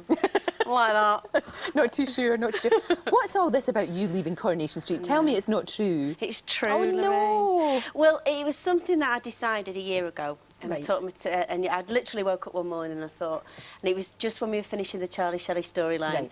And it was nothing to do with that, but I just thought, for the character, I don't quite knew. I'm sure they'd find somewhere for her to go. But for me, I thought, I think she's come just at the moment to the end of her days, you know. Right. And also, for me personally, I just thought I'd like to explore new things, really, and see if do something else. somebody else will give me a job. I'm sure they will, I'm sure they will. But please leave the door open, because she's such a great character. I know, I hope they will. I'm sure they will. And if you wanted to, that's the thing. Oh yeah, I absolutely love the street. I'll miss it. I mean, every time I think about it, I start getting upset. You know, the last day and all the people, and it's like a family. And I know it's a cliche, but it really is. No, it's like this place, isn't it? You just know everyone, and it's gorgeous. And so you know, I get very upset about it. But it's time for me to go and to just try other things. So how long will we see you on screen then? Oh, I'll be on till the end of. I think it'll be the end of July, actually. So it's ages yet, really. I mean, my last day is the 16th of June. Ooh. Do you know, I think there might be a party. Oh, I think there will be. Seeing as I've organised everyone else's, I think I'll have one for myself. Oh, that'd be a good I'm party. chief party organiser. I know, that would be a very, very good party. Yeah, you'll have to come up. Oh, I'd love to, but of course it could get very messy. Of course, though. in the morning. Oh yeah. We could do the show the next day from the street. We just all tumble out of the Rovers. Party outside. That would be great fun. That would be really good. So it's a bit scary, I would imagine. Quite exciting, but quite scary. Have you got things lined up, or are you just going to see what happens? You know, I have. I've been beavering away at in interviews and meetings and stuff, and hopefully things will come together soon. Great. But it's really hard to plan anything until you actually leave, because you know what telly's like. You don't know whether it's going to be signed or whatever. But I've done my best, so hopefully I'll be working. And it'd be really exciting to do other things and do a bit of theatre again and do a bit of, comedy again. And it'd just be great, because she's not had many laughs, has she? God love her. She's not had many laughs, and it's a shame, because you're so good at comedy. I used to be really once. Are. No, you are. Because those scenes that you did with Peter Kay were a hoot. They were an absolute, when he was your date. I howled at that. It was just so funny. That's 2 years ago now. It is. It's nearly 3 years ago, and people still talk. It was great. It was good. It was tight. I mean, it was only a couple of episodes, but it was just really fab, funny. It worked really well. Yeah, so I've had a lot of comedy during the, but I was brought in, bizarrely, as a comedy character. And, there's flashes of Shelley where you can see she's obviously quite funny, but, like this clip, they write really brilliant for her. But essentially it's been very high drama. Which is fabulous, because I didn't quite know whether I was any good at it. So it's been the best learning experience of my life. So much has happened to her. I mean, nothing can shock me now. Bring it on. What do you want me to do? Absolutely. So she's not happy just now, though, because Mum and obviously her mum and Fred are getting married. And it looks like she might get the old. Well, it's brilliant how they've done it, actually, because it's very subtle. There's the odd sort of flash of her getting a nose put out a joint. Well, Bev was doing the rota the other. That's not right. She did the rota, and she does things, and she keeps making decisions over her. And Shelley's like, that's her little paradise, and that's her little palace, and she's very fierce about that, and she's not happy at all. So that sort of is. One of the reasons why she decides to. Right, but hopefully she's not going to she's not going to get a mad axe murderer. It's going to go into the Rovers and batter. Not even Hillman's back there, isn't he? Yeah, I don't think so. Not another one. No. Not another glove. But we More gloves. We saw him getting into the body bag. We saw him getting zipped up. He can't be still around. I love that, though. I love that little storyline. It's quite good. It's quite airy, isn't it? It is, and it's a slow burner. That's how it works very well. Corrie does that. That's the Coronation Street does that the best. The slow burners, and they work at the end. You see, because everyone's like, "Oh, I'm sick of that," and then the payoff is so brilliant. So. Oh, Sunday night was hilarious when Sarah got asked. He asked her to marry him, and she went, "I hate you. I never want to see you again. I hate you. I hate you." And he said, "Will you marry me?" Okay then. Yeah. I'm all right. I didn't know you were going to say that. You can imagine that. Oh, yeah.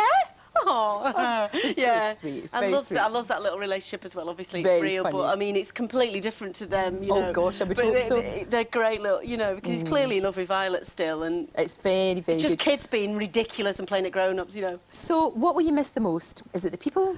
Is it the people, the makeup girls like Tina and Helen, and all the wonderful people up there, and the crew, and it'd just be. And they've got a parking spot in the middle of Manchester.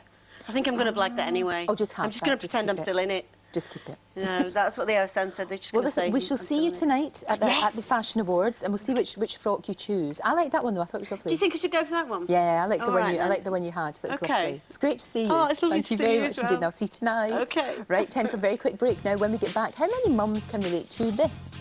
I still kept thinking, I'm doing this wrong, I'm doing that wrong, and I'm not a good mother, and I'm terrible, and my house isn't clean enough, and this isn't good enough. Well, we'll be talking about the rise of postnatal depression after the break, and Danny Moon is back in Albert Square this week. But for how long? We'll be talking to Jake Maskell in a couple of minutes. See you then.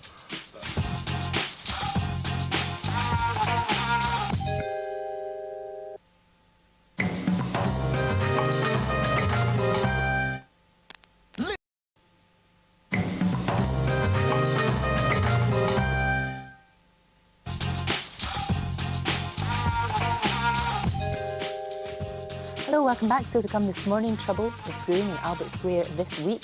Danny Moon is right in the middle of it, of course. I'm going to be talking to Jake Maskell in a couple of minutes. First though, time to find out who is the lucky winner of today's competition. Earlier on we asked you, in money terms, how much is a grand, and of course you knew that it was £1,000. The winner has been selected at random from all the correct entries. The name is on your screen now. Congratulations, you've won that £10,000. Enjoy spending it. Now, having a baby is, of course, one of the happiest times of a woman's life, but for thousands of women, it can bring a huge sense of misery and loneliness. New research by Net Mums has revealed that postnatal depression now affects over a quarter of new mothers. Rachel Taplin, who suffered with severe postnatal depression, and Dr. Catherine Hood join me now. It's good to see you. Good to see you looking so well, because you are over it. You're there. You are over it. When did it start? What age was your baby?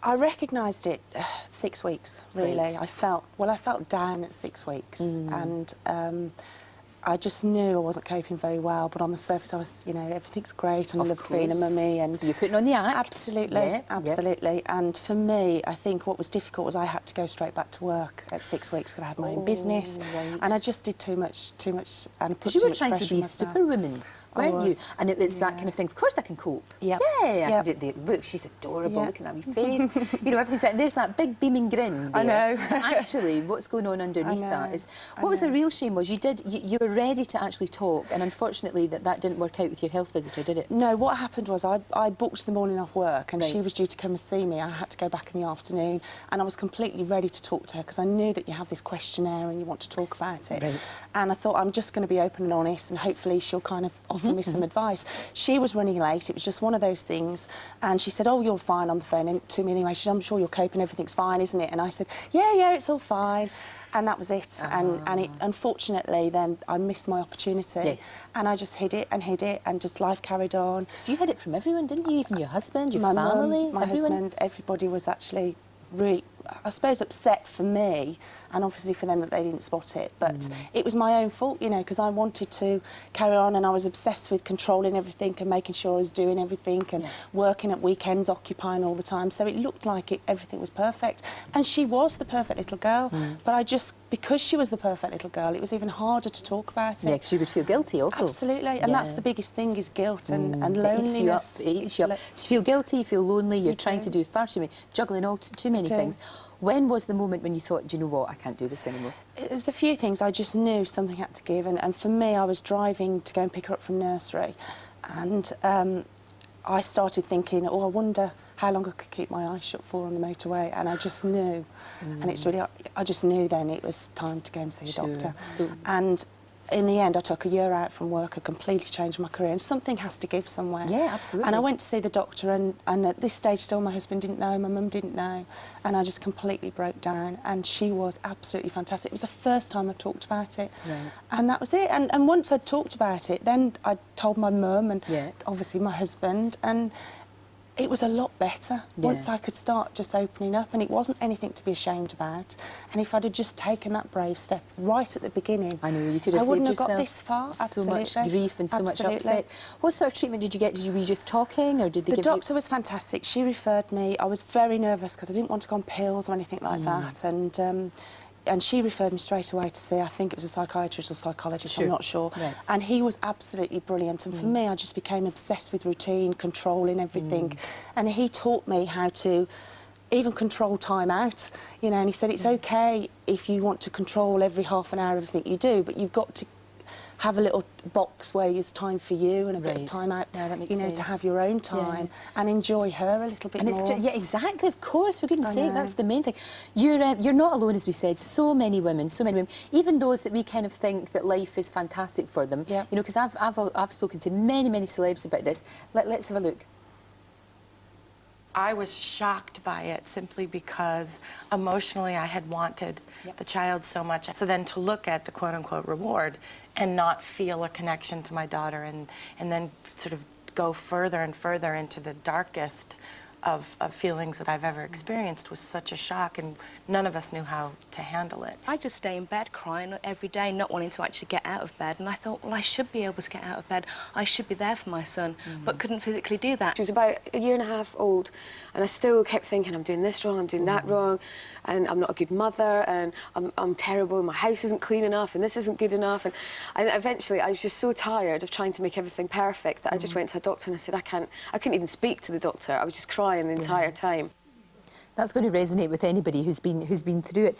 Catherine, if you feel that you are not coping, what should you do? Well, I think the most important thing, which is what you highlighted, is actually start talking about it. Yeah.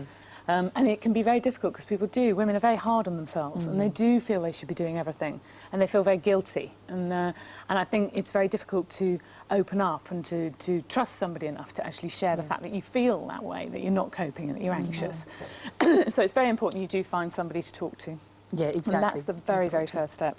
So, I mean, is there enough help out there? You know, we're talking about, I mean, I suppose you should tell your health visitor, I know it was unfortunate in your case that didn't happen, or your GP, but are there any signs that other people should be looking out for as well? There are people there to help, and it's very, very unfortunate that happened with the health visitor, because the health visitor is getting much better at picking up postnatal depression now, because they will ask mothers a whole list of questions, a rating scale which allows it to be identified.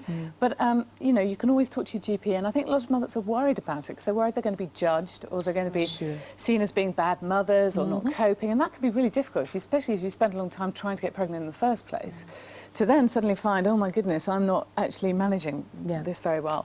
But yeah, the GPs will be, I mean, everyone knows about postnatal depression. We're very happy to see it, very happy to help women who are suffering. But it's other things you can do. It's sort of meeting up with other mothers, talking to members of your own family. You know, you never know, your mum might have gone through it actually, and actually just open up and just chatting, just start talking. It's talking about it, that's the main thing. I mean, a little while ago, not that long ago, we didn't talk about it at all, did we? Well, so I'm glad to see it worked out for you. Thank you very much indeed. And there's help and advice for those suffering from postnatal depression on the website, as always, gm.tv. Now, it's all kicking off again in Walford. The return of the supposedly dead Danny Moon and the Mitchell brothers means that sparks will fly. In a moment, I'll be talking to Jake Maskell, who plays Danny. Before I do, have a look at this. I want to take you somewhere safe, not back to Walford, but somewhere quiet, somewhere where you can calm down, learn to be yourself again. They're mates of yours? Phil and Grant? Hardly. I've had nothing but grief since I met them, which is why I know what they're like. They're here. Brought them back. Very soon, they won't be bothering you ever again. Johnny, you bought all this private woodland, so no one will ever find them. So stop worrying, Jake, and eat your sandwich. Jake joins me now. You make a nice Sanny. I just got told off that I didn't put any butter in it, so... Oh, no, but that's very healthy. Yeah, well, that's exactly. very good. Healthy No, option, that's fine. see, That's absolutely fine. We thought you were dead. I think... Not you, not but me you know. personally.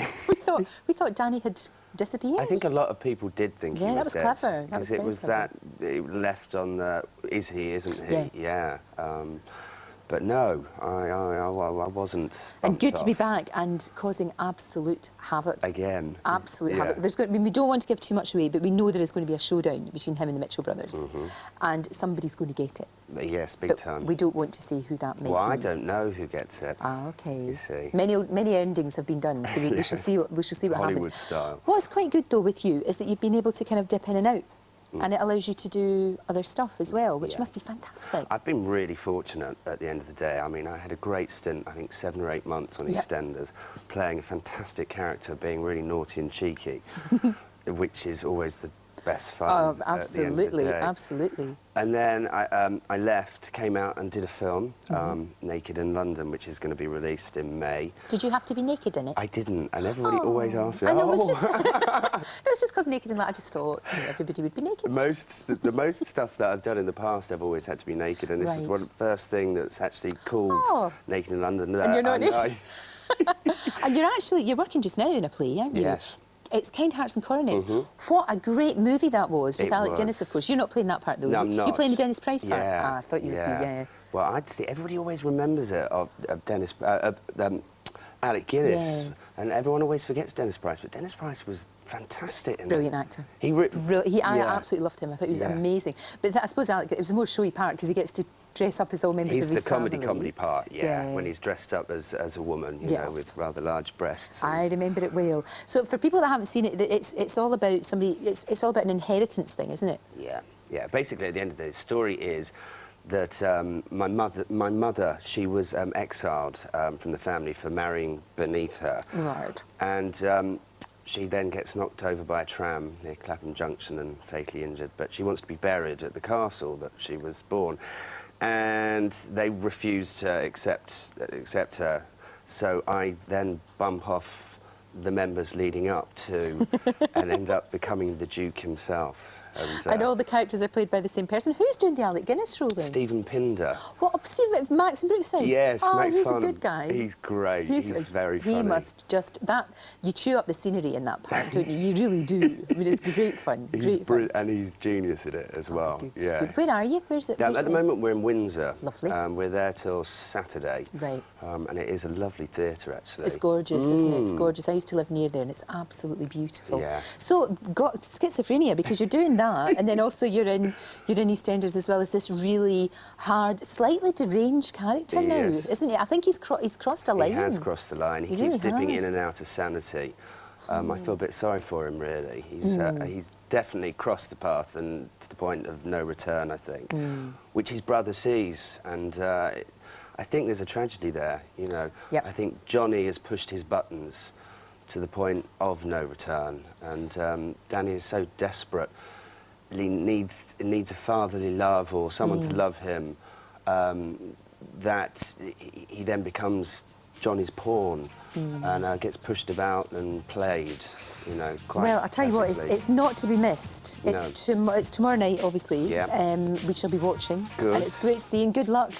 Good luck with the play as well. Thank you very much. Great to see you, thank you. And that's it from me for today. That went by fast, didn't it? Tomorrow we'll be revealing the winners of our High Street Fashion Awards. I'm away to get ready. I'll see you tomorrow. Bye-bye.